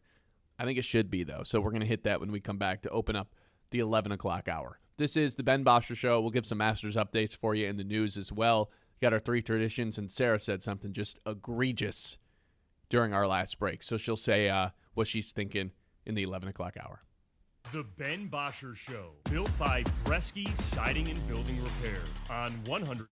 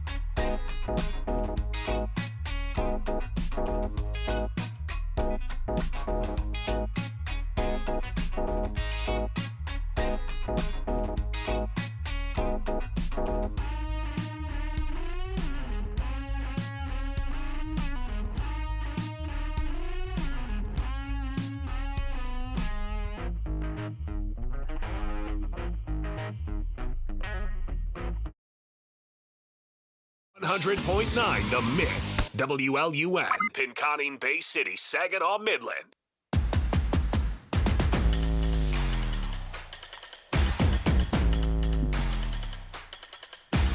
Tigers, they need a spark. They've lost 5 in a row. They got swept by a god-awful Minnesota Twins team. That team should be picked last in the division. They're not very good, other than the White Sox, who are just an embarrassment to the entire sport of baseball. The Tigers got swept by them nonetheless and have now lost 5 straight games, going into a weekend series against another team that is towards the bottom of the standings in terms of the projections. I think the Tigers need some sort of spark. Not just like offensively, but they need some sort of spark to that dugout. Someone to fire them up a little bit. Someone to be like, guys, like, take the weight off your shoulder. Take the ankle weights off. Let's just go play baseball and have some fun, because it feels like that is what is lacking right now for the Tigers. I got the perfect candidate, Max Clark. Dude is raking right now down in Toledo. Leads all of minor league baseball in doubles. Leads all of minor league baseball in hits. 17 of them. So not only is he crushing minor league bats, but he'd be the perfect addition to this team where they desperately need some sort of attitude shift, where they need some sort of person to embrace as this team's identity. This team's identity for 2 years was like the fun, gritty Tigers who are just out there, good vibes. But they're missing that right now. Max Clark is the definition of that because he's literally just a kid who likes playing baseball. You're not going to shatter his confidence if he's not great. You're not in a situation where, you call him up and you feel like he has to stay here. It's not like he's that top prospect the way that Kevin McGonigal is. But he is destroying minor league baseball. Parker Meadows just got hurt out in center field. Oh, look at that. The Tigers' best prospect in the minors is a left-handed center fielder the exact same way that Parker Meadows is. They're going to end up calling Wenzel Perez. But why not Max Clark is my question. Why not Max Clark? Yeah, I mean, I'm with you. We've discussed this. Like, it would be way different if this Tigers team was off to a hot start and this Parker Meadows injury happens. Man, this is unfortunate. But hey, look, Wenzel Perez, a guy who was a good player on this Tigers team for most of the season last year, at least compared to the expectation that he had. I don't think anybody ever expected Wenzel to come in and be like this awesome player. I think he's had a pretty good career based off of what you thought was going to happen. And yet in the playoffs, I remember you talking about this. It was like Wenzel Perez shouldn't even be in the lineup in the playoffs. He was so rough. So he just is the default option to come up here, and you would feel better about it if the Tigers were good. The issue is they're bad, and I think the most important piece is that the guys that have been good in this Tigers offense so far are the young guys. So why not add another young guy into the mix? Why not add the youngest guy into the mix? McGonigal, 21. Colt Keith, 24. Dylan Dingler just had his first year as a qualified hitter last year in the MLB. Yeah, he's 27, but as far as experience, service time goes, he's still young. Max Clark's the youngest guy of all of them. Mm-hmm. Toss him in this mix. Why not? That's been what has been the limited spark for this Tigers offense this year. We did get a text that's a good point of Max Clark's not even on the 40-man right now, which would mean they'd have to DFA somebody. See you later, Trey Cruz. Never heard of him. 27 years old in the minor league AAA level right now. Bye. Goodbye. We don't need any 27-year-olds hanging out in AAA if there's no sign that they've avered. He's never even been in the majors. Bye. Don't need you. Max Clark, welcome to the 40-man. Seriously, though, not only is their offense struggling right now, they just lack any sort of personality as a team.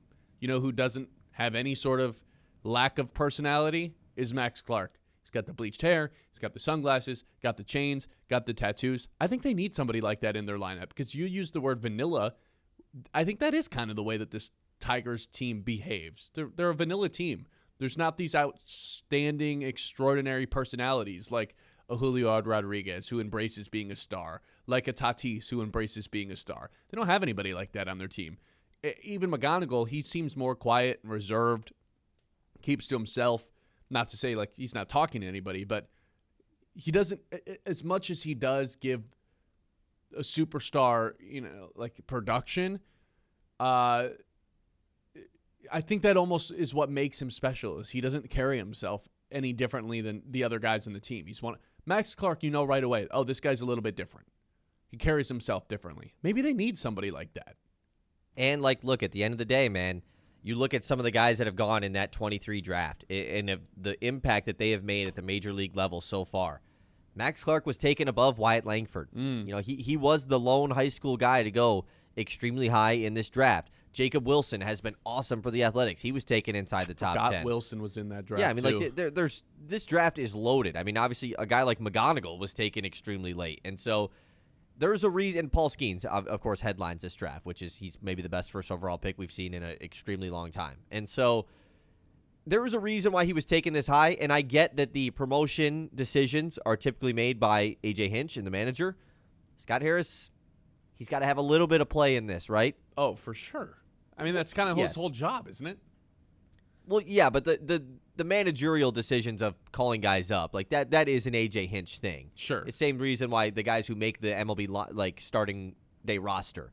That's an A.J. Hinch thing as well. And that's probably, to answer my own question, the number one reason he's not going to get called up is Yeah, because he's he had a poor not. spring. Like, it's worth just noting this is not going to happen. Not right now in the next 2 But weeks. why not? Because it'd be different, too, if Max Clark was way ahead of schedule and we didn't even know if he was going to play this season. I think it's pretty clear and obvious, even prior to Parker Meadows going down yesterday. Yeah, Max Clark is going to be on the Tigers at some point this year. We set the over-under for June 1st, and it took Chris Castellani a month to figure out what the answer was. Like, that's how good of a question it is. And so, if that was already a proposition that we've thrown out there, Yeah, throw it out the window with why Meadows not happen down. now? Why not happen now? Throw it out the window with Meadows down right now and with Jahmai Jones being non-existent in the Tigers lineup, a walking strikeout. I don't think it's all that crazy. Again, it's going to be Perez, but to ask the question of why not right now, now I think the over-under is maybe like May 15th. Like, do we see him before May 15th? What if Parker Meadows turns out shoulder injury, concussed, like this is going to be a little Looks bit pretty longer. serious, yeah. It looks really serious. This could be a little bit longer than we anticipated. Jahmai Jones continues being god-awful. How long do we have to wait around for before we call this guy up and just, like, even if it's not a, hey, you're here to stay, we're ready to go, tell the dude, like, here's the situation you find yourself in. We need some help in the outfield right now. Parker Meadows, once he comes back, he's got a spot on the outfield. We need you until then. I think he'd be embracing the opportunity. Based on everything we know about this kid, he would love that opportunity to come play. Even if you tell him straight to his face, it doesn't matter, you're going to get sent down at some point. What's the worst thing that could happen? His confidence gets shot. Good luck with that, man. I don't think there's anything you can do to rock that guy's confidence. Yeah. No update either, by the way, on the Parker Meadows injury as far as exactly what a timeline or anything looks like. I'm not sure we'll get that right away either. The Tigers do have Stayed until in Minnesota, though. He was hospitalized. Yeah. I mean, it was rough. I mean, they had to bring out the stretcher for him. Like, it was very, very serious. So, Speculating, he looked dazed and he was holding his shoulder. Yeah, I mean, I would guess concussed. we hope he's okay. And we talked about this. Like, this is extremely unfortunate for him because it's a guy that has not really been able to stay on the field health-wise, and this is just a freak accident that, once again, takes him off the field. So, and he's been off to a solid start for his standards as well. So, extremely unfortunate. But the Tigers do have until tonight to make that roster move. Wenzel Perez got removed from the Mud Hens lineup last night because they had a night game. Tigers were during the day. So, pretty obvious what's going to happen here. But it's just worth noting that, like, the Max Clark timeline has, out of nowhere, been extremely pushed forward. Correct. That's maybe the entire conversation that's being surrounded today. Notice I'm not saying, like, well, I guess I am kind of saying Max Clark should be called up right now. I'm not demanding it, though. I understand it's just a the why situation. not. That's what it is. Like, right. I understand the situation. It's going to be Wenzel Perez. Why not? What's it going to take? Maybe is the better question to ask. What's it going to take for Max Clark to be called up? Because I think it's going to happen in the next 2 months. If Jahmai Jones continues to be terrible, what's the point? I'm not – sorry, man. Trey Cruz doesn't get me excited. He's 27 and has never played in Major League Baseball. John says Whitecaps legend Trey Cruz. I'm sure he is. Whitecaps love having guys on their team that are 26. They have a ton of legends down there. Keep him around forever. What does Scott Harris always say? We don't want guys blocking our young guys. Trey Cruz, definition of blocking young guys. He's not a prospect. He's 27. Go get a job. 989-837-6125. 11 o'clock hour, as always, is brought to you by Yiter Insurance. We'll get to some messages about this Max Clark situation when we come back. Maybe we'll circle back to the Lions. Who knows? We still have to get to news. Sarah's got something to say. And our 3 traditions to close out every show here on a Friday on 100.9 The Mitt. Life happens fast, and at Yiter Insurance, they're here to make sure you're covered every step of the way. Locally owned and trusted in Midland for decades, they treat you like family, not just another policy number. From home and auto to business and life insurance, Yiter's the right coverage for every stage of life. Their team makes insurance simple with expert advice and real people you can actually talk to. That's Yiter Insurance Group. We'll be there when you need us since 1940. The Ben Bosscher Show, built by Bresky.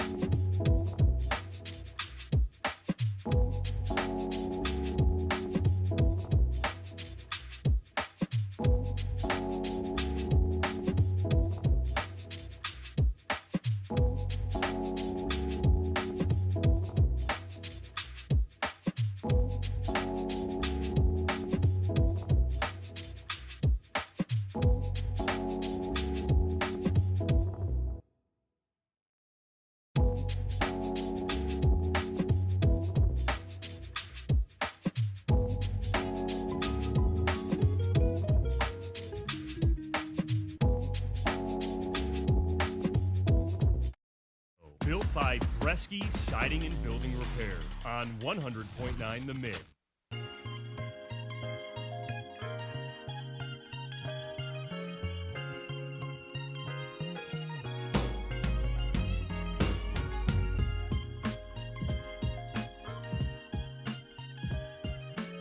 Okay, let's get to some messages here about the Max Clark situation, because I'm just gonna have this in the back of my head for a while that he should probably get called up sooner rather than later.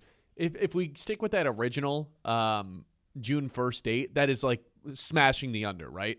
There's no doubt about that. With the Parker Meadows injury, I don't know about the no doubt. uncertainty, me personally, I would smash the under. Sure, because I originally also said that it would be over June 1st. Like I was it's not going to happen by June 1st guy before the Meadows injury. So, And would the Meadows injury shift your answer though?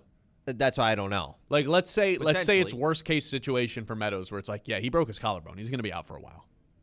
Yeah, that would stink. Obviously, we don't want that to happen. But like, what if it does? Is Clark the guy to replace him out there? I think it's kind of obvious. The answer should be yes with the way he's playing The in AAA right long-term now. replacement, yes. If Clark continues this up, they probably want him to, have a larger sample size of rocking in AAA before they bring him up. Yeah. But also, we've discussed this. AAA is not a league that these top prospects just hang around at. Also, don't get better. You're usually there for a cup of coffee, and then if you're good enough, you're in the majors, just like that. Matt says, I'm showing my age here, but his jewelry drives me nuts. Let's see if Two Chains can continue his hot start. 2 chains. Whew. I mean, you'd be happy if he only wore 2 chains. 12 chains. I don't think it's the number of chains. I think it's the size of the chains. They are massive. They are large. Like, it's just got to be, I'll come out here. I've never rocked 12 chains that are large at one given time. You've When never you're- rocked one chain that's large at a given time, have you? I don't know. The one that behind you on the fire alarm there, that one's pretty big. That one doesn't count. Trying to run around in that, like running the base pads and in center field, that can't be like fun. It has to add a little bit of difficulty, right? Like it has to make your job a little bit harder. There's no way it's making it easier. I guess I have no idea how much would these chains have to weigh for it to be like, yeah, this is actually slowing you down. I mean, when there's 8 of them, like it has to weigh a good amount. I'd say if it's like over 2.5 pounds, which there's just no way, right? It is just so funny because if you just do a Google search, Max Clark, Oh, the and then images go are to amazing. images, every single image he has at least 4 chains on in every image. It's so good. I did end up His MILB profile picture with the Mud Hens, he's got 2 humongous chains on in it. I did in that first segment. Somehow we got on the idea of him being a football player. I did end up Googling his senior year football highlights. This dude's an animal, man. He was such a beast At football? Yes. What was he? Quarterback or was he? He was a receiver. Yeah, I was just about to say. And he was bigger and faster and stronger than everybody. You don't realize how big Max is because I think he is such a baby. I mean, he's not huge. Well, he has such a baby face that you don't associate with him being a big dude. But then you see him, like I see him in this clip, and he's just like the biggest guy on the field, basically. Yeah. I mean, he's an athlete. 5'11", 205. I would wager he's more than 205 these days. He's got huge legs. His legs are Yes. huge. Yeah. Yeah. But so right now in the minor leagues, I mean, he's played bigger in, than McGonigal. I will say, not that it McGonigal's matters. small, yeah. Not that it matters, but like McGonigal's first few at bats, I was like, wow, like he's small. Yeah, He's he a is. small guy. In 11 games, though, in Toledo so far for Max Clark, we've mentioned it, the 1076 OPS, 7 RBIs to go with those 8 doubles now. Man, 8 doubles is unreal. Hitting 405. Like, it has just been an awesome start to AAA for Max Clark. We got a text from a guy named Benjamin that says, I'm all about Max getting the call, but his fielding in spring training was terrible. If that was better, yes. But I'd be shocked if Perez doesn't get the call first. Yeah, Perez will get the Valid. call first. I mean, because that's a good point. We've talked about, the replacement Parker Meadows for Max Clark. was awful in Could be a humongous defensive downgrade. could be. Also, could be a good one. Because in the minors, Max has been a good outfielder. I like what happened A in good spring. one? I mean, he's not going to be Parker Meadows. No, Parker's exceptional. But what happened in spring has to be an anomaly, right? There's no way he's that bad. I would assume so. Yes. But I also don't think if he was some great outfielder in spring, all of a sudden he'd be like, oh, I think the timeline's the exact same. I don't think because of the spring defensive issues, all this that's Right. the reason they're not calling him up right I now. also do think it's worth noting, like, for the longest time, Kevin McGonigal, and I mean, when I say for the longest time, up until McGonigal making the roster, Kevin McGee and Max Clark were a duo.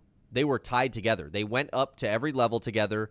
They went up from West Michigan to Erie together. Hell, man, it was a trio. Well, yeah, true. Briseño, yeah, as well. So, like, now that they've been separated with McGonigal, it's not that unrealistic to think, like, they kind of want to pair these guys back up again. Yeah, I think McGonigal at one point throughout the course of last year just separated himself. He did. Probably more so in spring than Which anything. is unfair to Max Clark because he was still amazing in Double-A. He was and in Single-A. And he's amazing Kevin right now in McGonigal AAA. was just, like, unreally amazing, you know? Right. Like Max, here's what people like. Max is so polarizing because of the off the field, I guess. No, it's just his personality. That's all it is. Still the number 2 prospect in the Tigers organization, still a top 10 prospect in all of baseball. And when the new rankings come out, he'll be even higher because Max won't be a prospect anymore. Kevin, you mean, yeah. Kevin won't be a prospect anymore. Connor Griffin probably still will be, I would Depends imagine. on when they do it. I can't remember when they do that next bunch of rankings. Max will be one of the top ranked guys in all the minors. Like, point blank period. I think once you get 60 ABs or something like that in the majors, you're taken out of the prospect list, something along those lines. Yeah. He will contribute to this team this year. I think it's going to be sooner rather than later with the Parker Meadows injury. We got Sauce Boss in the YouTube chat saying, I agree with you guys. Bring up the kid. This team needs a spark. They let McGonigal make the team, and he's the best player so far. Clark would help immensely. Yeah, like, forget the fact that he leads minor league in doubles and hits and has a 405 average and has this 1076 OPS. Forget all that. They need someone who just enjoys playing baseball. Yeah, the Tigers just stink right now. Their personality stinks right now. It feels like nobody's excited to be playing baseball. Other than Kevin. There's no way in any circumstance Kevin that Max Clark joins the Tigers and is not just like the most happy, pure guy to be around, right? He just wants to play baseball. And would that rub some people the wrong way? Maybe, but I don't think so, that it would mesh with any personalities here with the Tigers dugout. They do need something to kick them in the butt a little bit. And I think Max would be a nice jolt. 100% agree. Let's get to a couple more messages here. Somebody says, if Meadows is hurt, bring up Clark. Also swap Perez for Jones today. Yeah, that's where it's going to be Perez that gets the call up for Parker. But if Jahmai Jones continues to be terrible and not be able to hit left-handed pitching the way that he started the season 0 for 10, and it hasn't been great. If that continues, it's almost getting like more and more and more of a case of like, yeah, just DFA Jones and we'll bring in Max Clark. Ooh, DFA. I don't think they would do that. Okay, then send him down. Yeah. If he can be sent down. Let him get his spark back in AAA. Because I think he earned, like, Jahmai Jones certainly earned his spot making the opening day roster. I mean, the Tigers essentially chose to keep Jones over Andy Ibanez as the lefty killer going into this season. He made the roster over Wenzel. He earned his because he had a role. Well, so far in that role, he's not been effective, and he hasn't really been given the opportunity either. And so, yeah, with the 0 left, still have not played a left-handed starter. But also, when you do eventually face a left-handed starter, if that happens on Wednesday against Kansas City, you want to start Matt Vierling. So what? You're starting Vierling and Jahmai Jones. You're benching 2 guys. It just feels like I'm a little out on bit right. It feels like a little bit too much in the we have these 2 guys that are going to kill left-handed pitching. So that's why I feel a little bit confident that they might give up on Jones earlier than later, because the fact that Matt Vierling is just the guy on the bench to do that, and he has not gotten the opportunity that he has deserved so far either. Max Clark versus left-handed pitching doesn't have a hit this year in the minors. How many at-bats, though? 4. Nah, 3. Yeah. So, whatever. His splits were fine with it last year, too. In 2025 against left-handed pitching, Max Clark had a 263 average. Like, he's fine. Yeah, he's only had 3 at-bats versus lefties this year. Yeah, he'll be fine. Yeah. Okay. 989-837-6125. We'll get to the news and our 3 traditions to close out every show. Plus, Sarah's going to stop by for you when we come back. It's the Ben Bosscher Show. It's a Friday. Hope everyone's having a good start to their weekend. A little bit early today here on 100.9 The Mitt. The Ben Bosscher Show, built by Bresky Siding and Building Repair on 100.9.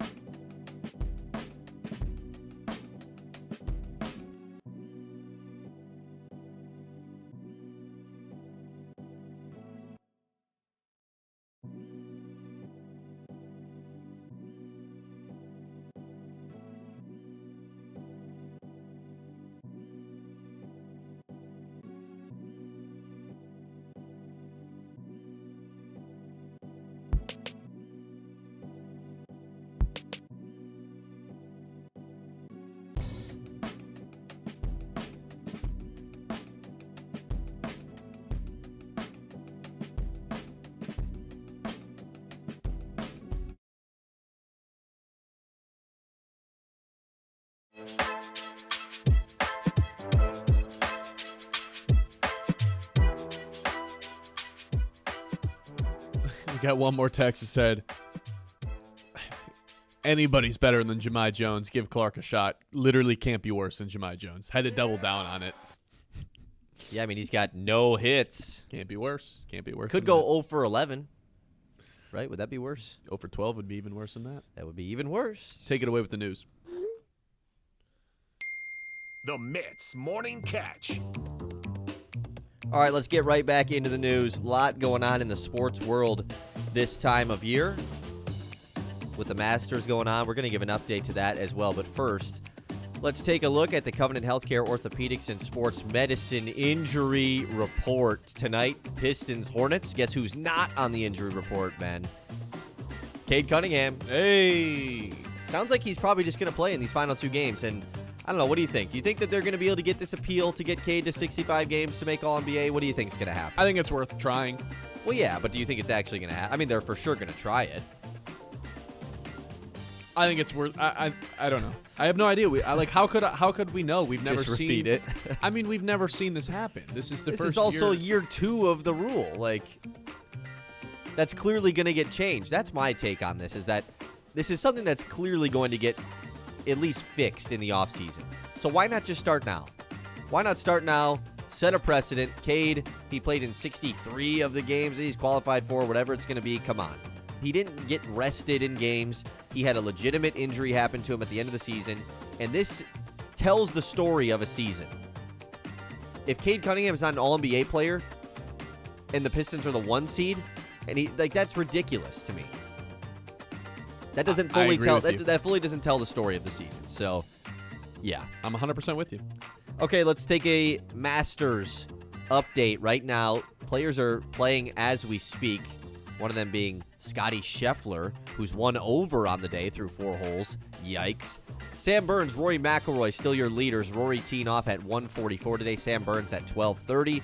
Right now, Wyndham Clark, he's 2 under on the day. Brooks Koepka, 2 under on the day through 6 as well. So Brooks Koepka's gone through a lot to return to the Masters and return to the PGA or to competing in majors.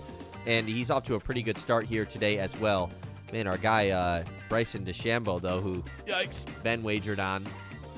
You did too, didn't you? I did too, yes. 4 over yesterday. Had 3 strokes in the bunker. Really looked like you and I out there trying to get out of the bunker, man. That was rough. Me and the bunker, not friends. I can hit it out of the bunker, but it goes really far. Like way further than it needs to go. So then I don't swing at all, and it doesn't get out of the Right. bunker. I don't have an in-between shot. I'm pulling for Bryson. It'd be nice if he could actually, make the cut. That's going to take him having a pretty good round today. Yeah, the projected cut at 3 over right now, but of course with players having improved scores on the day, you can expect that number to probably shrink to at least 2 over, maybe all the way down to 1 over. We'll see. Shout out to Freddie Couples, though, man. He's 1 under today through 9, the 66-year-old. Having a pretty what if he made the cut? That'd be hilarious. No way he does. He's 5 over overall, but that would be great. I'm just excited for this weekend, Masters. Once this stuff gets cut down, you don't actually have to go to these random places to watch it. I can just lock in on the groups that I want to watch. I'm very excited to see the rest of that go down. You and me both, brother. You and me both. Okay. Mentioned it, Pistons Hornets tonight at 7. Before that, 6:40. Tigers, Marlins, Kiter Montero, Chris Paddock, 6:40. Chris Paddock on my wrist. Revenge game. Tigers big favorites in this one, mainly because they've lost 5 in a row, and you figure that they're going to bounce back here at some point. Kiter Montero's getting some extended run as a starter. Had a pretty solid outing against St. Louis on Sunday night. Of course, they lost that game. He didn't get any run support, but it would be cool to see Kiter have back-to-back pretty solid starts. I'll lose my mind if we lose to, not for the show's sake. I'm not going to blow up on Monday over a Friday start. I will personally lose my mind if we lose to Chris Paddock tonight and they lose 6 straight. Yeah. That's not okay. Yeah, that would be detrimental. Chris Paddock sucks, man. He was He was so bad bad. last He was year. so bad. They got rid of him so fast, too. He had like a 14 ERA. At least Charlie Morton had the occasional, hey, he can get swing and miss. He can get strikeouts. Chris Paddock could do nothing. Tigers should put up. They should mash tonight. What do you think his his ERA was last Just year? for the Tigers? Just for the Tigers, yeah. Like a 7? 6.32. Yeah. It's really bad. Opponent batting average of 273. That's nuts. Let's take a look at the American League Central standings while we're here as well. Tigers dead last at 4-9. The Guardians 8-5 in first. Minnesota 7-6. They are in second place. And then you got the White Sox and the Royals at 5-8 each apiece. Tigers do face the Royals early next week after this Marlins series. I do not like being in last place, man. I think I speak for everybody when's the when I last say time that. they've been in last place? I guess they probably were in last to start last year when they got swept by the Dodgers. But still, it's been forever.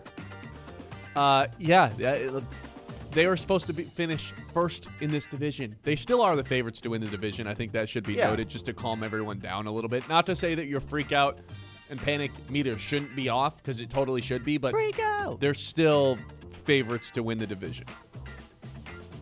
Yes, they are. Jason Tatum, by the way, last night in a loss to the Knicks, talked about how he feels pretty confident in his full playoff return because, of course, last year that injury that he suffered was in Madison Square Garden against the Knicks. This was his first time returning there, playing there. The Knicks did beat the Celtics, but the team that you fear the most in Boston has their star player feeling basically 100% healthy up to this point.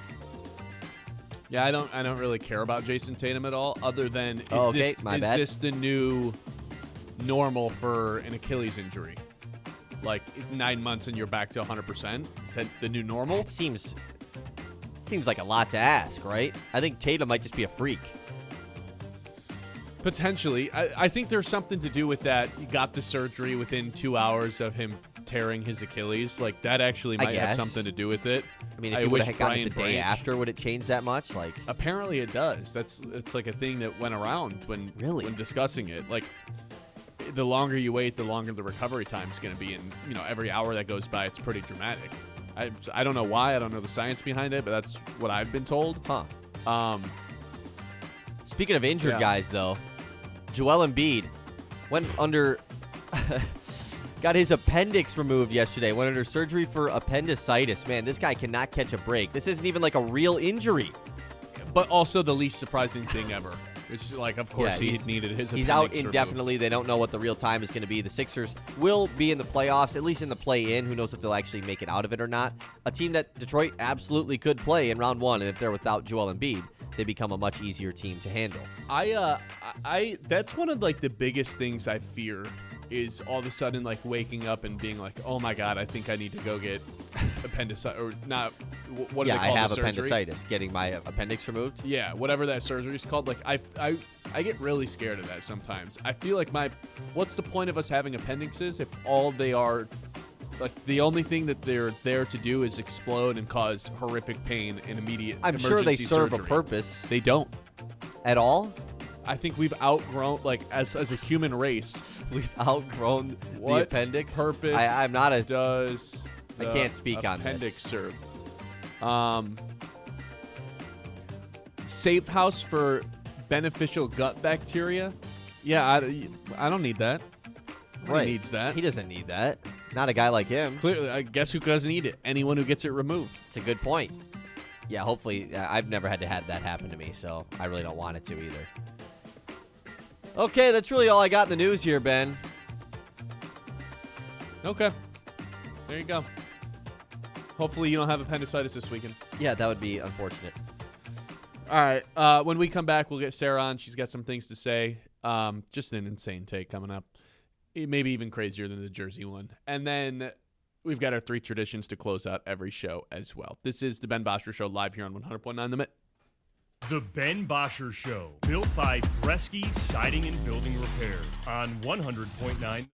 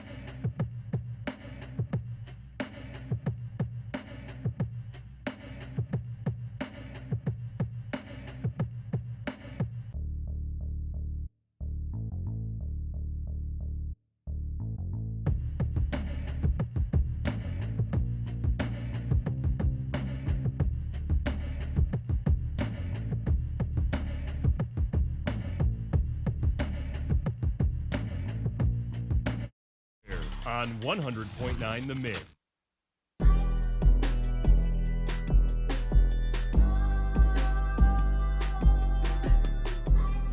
All right, welcome back in, everybody. This is the Ben Bosscher Show. We got 3 traditions to close at every show, but it's Friday, and Sarah's got something to say. That's right. So I hear you on the Tigers, right? You're like just complaining about how bad they're doing. You are more dramatic sometimes than women. People say women are, because you're like, oh my God, they're not. We can't be optimistic. They've played 12 games. Leave the guys alone. We shouldn't be panicking right now. I don't understand why guys are so dramatic, especially when it's just the first part of the season. They have 150 games left. Just relax. Relax. It's going to be okay. I feel like there's a certain time that we should be panicking, and it is certainly not now. I don't think I've panicked yet at all. You've been a negative Nelly. They suck. What do you want me to say? For right now, they're just warming up. So They're just warming up. It's the beginning of the season. They just started playing. It's April. So in your minds, you think this show should be, well, they suck, but here's why. Maybe you be different, and you're like, okay, but maybe they're just trying to get all the bad stuff out. I just don't understand when. I think I'm in a little bit of a different team, situation maybe than it's most not guys you, you're though. talking Maybe about, though. it's We have guys to talk in general, about though. 3 hours worth of Tigers That's correct. games. I'm in guys in general, though. Like when teams are sucking and they're starting off to suck, just give them some time. Now, if they suck at the end of the season, sure, I understand being dramatic. But there's some guys that it's like right now the Tigers are doing bad, and then everybody gets all pissed off. And then once they start doing good, you're like, everyone's like, oh, well, I knew they were going to do good the rest of the season. You want to know why we're pissed off? Is because people spend 3 hours of their day watching this team just for them to give you the worst type of performance ever, and it feels like a waste of time to watch a 3-hour baseball game just for them to lose. That's why people are pissed off. Yeah, but it's your team. You're going to watch them anyways. You're going to watch It's them going to whether be they way win or more they lose. enjoyable when they're winning rather than when they're losing. Correct, and it's the beginning of the season. So, just watch them. These are the most important games of these games matter just as much as the ones at the end. I don't agree. I Kyle? don't agree with you. Sarah, what's a television show that you like? Oh, man. White Lotus? Just throw one out there. You enjoy The White Lotus? Yes. Real Housewives. Okay, so Okay, shut it. Those are great shows. if the first couple episodes of the season just stink, are you complaining about it? Are you like, oh, but we have the whole season to look ahead to? I'm saying we have the whole season to look ahead to. I'm being like, okay, No, the you're not. first No, the you're first not. 2 episodes, If the I first- am, Kyle. If the first Thank couple you. episodes of a show She is. stink, I'm for sure watching the rest of it. You're, Because I'm like, what if it actually is going to get good? you're for sure at least complaining about it, though. No. I might be like, okay, that wasn't No. great, but it could get better. Where I feel like we've started to be like, oh my God, we're pessimistic. They're not doing well. It's like, okay, well, they're not doing well right now, but we'll see the rest of the season, Oh, yeah, we will see. You're right. Yeah, no, you're right. It's a good point. We will, in fact, see. Yeah. So that's it. We're just men Men- can't wear jerseys. Now men can't care about their baseball They can teams. care, and I love the passion. I do. People are agreeing But- with you, by the way, in the YouTube But yeah, comments, it's just Sarah. just chill. Just chill. I think Kyle and I are in different situations than most people. That's fair. That's fair. But there are some people who do complain a lot at the beginning, and then they're like, "Oh, see, I told you they'd be good." It's like, no, you didn't. All right. Well, thanks for stopping by. You're so welcome. Yep, bye, Sarah. 989-837-6125. 3 traditions to close out every show. The first of those is our lock of the day. Lock of the day. You better lock it up. No, you lock it up. You lock it up. Lock it up. Lock it up. It did not hit yesterday. It's been tough. It's been No, tough. no, so bad. Tigers to score 5 runs. It was obvious they were never doing that. They only scored 1. So, yeah. Yeah, 7.16 units down in 2026. You're also 3.03 units down in the month of April. I probably should have given you this before you gave me your lock of the day for today. You're 1.65 units down on the week. So you're That's so just tough. you're just not going to get this week back. Yeah, I probably should have told you that one. But I wasn't going to go for the home run being that Yeah, far but you're down. close to it. I mean, you're only like 20. Your bet today's plus 140. Yeah. So it is close.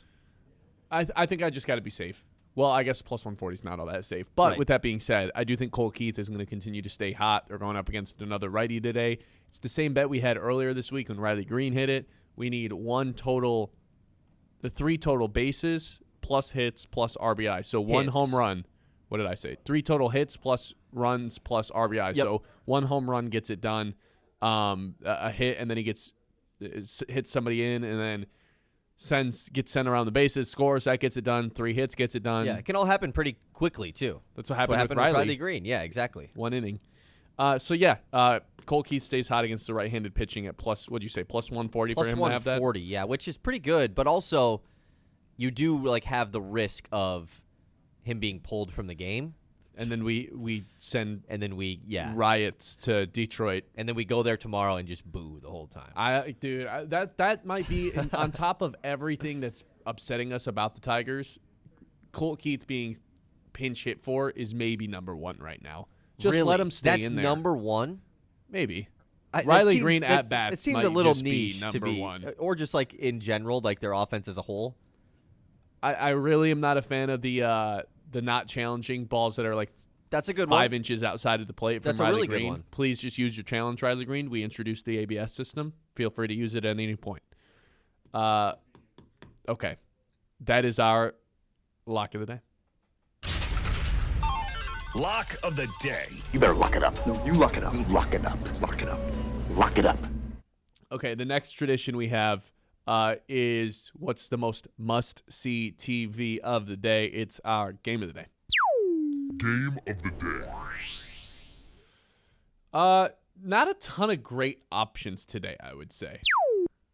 Would you agree with me? Yeah, I would agree with you. I mean, yesterday you just picked the Masters, which I picked the Masters, yeah. I don't think I'll allow it twice in a row. Why not? Why not? Come on. Okay, I mean, if there's no other good options, then maybe I will. No, hold on. Give us a second. Well, let's look. The NBA is tough right now because it's not like there's like most of the playoff teams have already just been decided. So most of the regular season games. I mean, the rest of Cavs the way are, Hawks. That's kind of fun, right? That's a potential playoff matchup. It's on actually. Prime, oh, too. Oh. Thunder already clinched the 1 seed, didn't they? So they might Yep. not play their guys. Otherwise, Thunder Nuggets would have been really good today. Ah, Timberwolves and Rockets usually play really close games. What's nationally televised in Major League Baseball, though? That might be the better question. well, there's probably a Apple TV game tonight on Friday, right? Usually they have those. I'm a fan of when the Astros Yeah, and Mariners play against Angels each other. and Reds is our Apple TV game, as well as Giants Orioles as well. So just two games no one cares about. Neither really interesting to me right now. I'll go with Dodgers Rangers. Why not? Nah, that's Right, 10 why o'clock. not? I don't really like that either. Let's just go with the Thunder and the Nuggets. Let's just go with the Thunder and the Nuggets. But like, can I just do the Masters? Yeah, you can just do the Masters. Okay, the Masters. I picked the Masters. Okay. Game of the day. I got 2 words There it for is. you. There it is. Steve Nash and Chris Paul. Must see TV. Ooh, John's calling you out, by the way, in the YouTube chat. 4. He said yesterday you chose the Masters over Michigan playing in the Frozen Four. Yeah, I did. He did choose that. They lost. What do you want me to do? They lost. Okay. Last thing we got to guess what Colin Cowherd's going to open with. What do you think? Is it the fact that Bryson DeChambeau's 5 over? Probably not. It feels like a golf lead could be today. Like, I don't think it actually will be. That seems like something he would do the day after the Masters is over. Like Monday, whatever happens is probably golf lead. Yesterday, neither of us got a point. I can't remember I think he did a college basketball lead yesterday, which was really random because obviously college basketball is in the offseason now. So it's still 49-49. Someone's still trying to get to 50 for the first time. It is your turn to go first today. Episode 215 of the Ben Bosscher Show. Not a lot happened yesterday. Not a lot happened yesterday. The Frozen Four did happen. There's no way he would lead with that. Not a chance. The Heat finally waived Terry Rozier. I don't think he's going to lead No, with that I don't either. think he's going to lead with that. We had our first $1 million deal given out in the WNBA. Who'd that go to?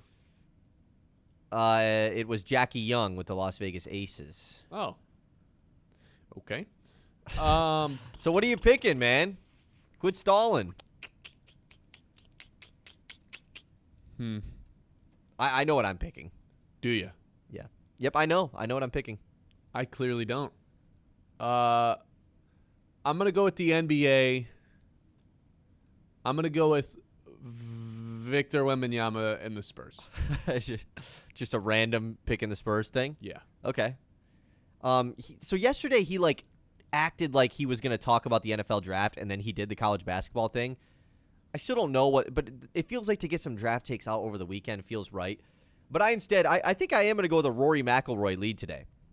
How Rory was the Masters winner last year, and he is the round one leader. He doesn't tee off until halfway through Colin's show today anyway, so he can do this as his lead. I just think there's going to be a grand scheme like Rory McIlroy is like peaking right now. Something along those lines. I don't really love it, but what else are you going to pick? I don't think that's bad. It's not the worst. Popular person, yeah. Leading the way. Yeah, it's probably not bad. the most popular golfer in the sport. Over Scotty? Yeah, he's more popular than Scotty is. Yeah, I guess in America, you think so? I think so. I Scotty think Scheffler is a boring person. that is true.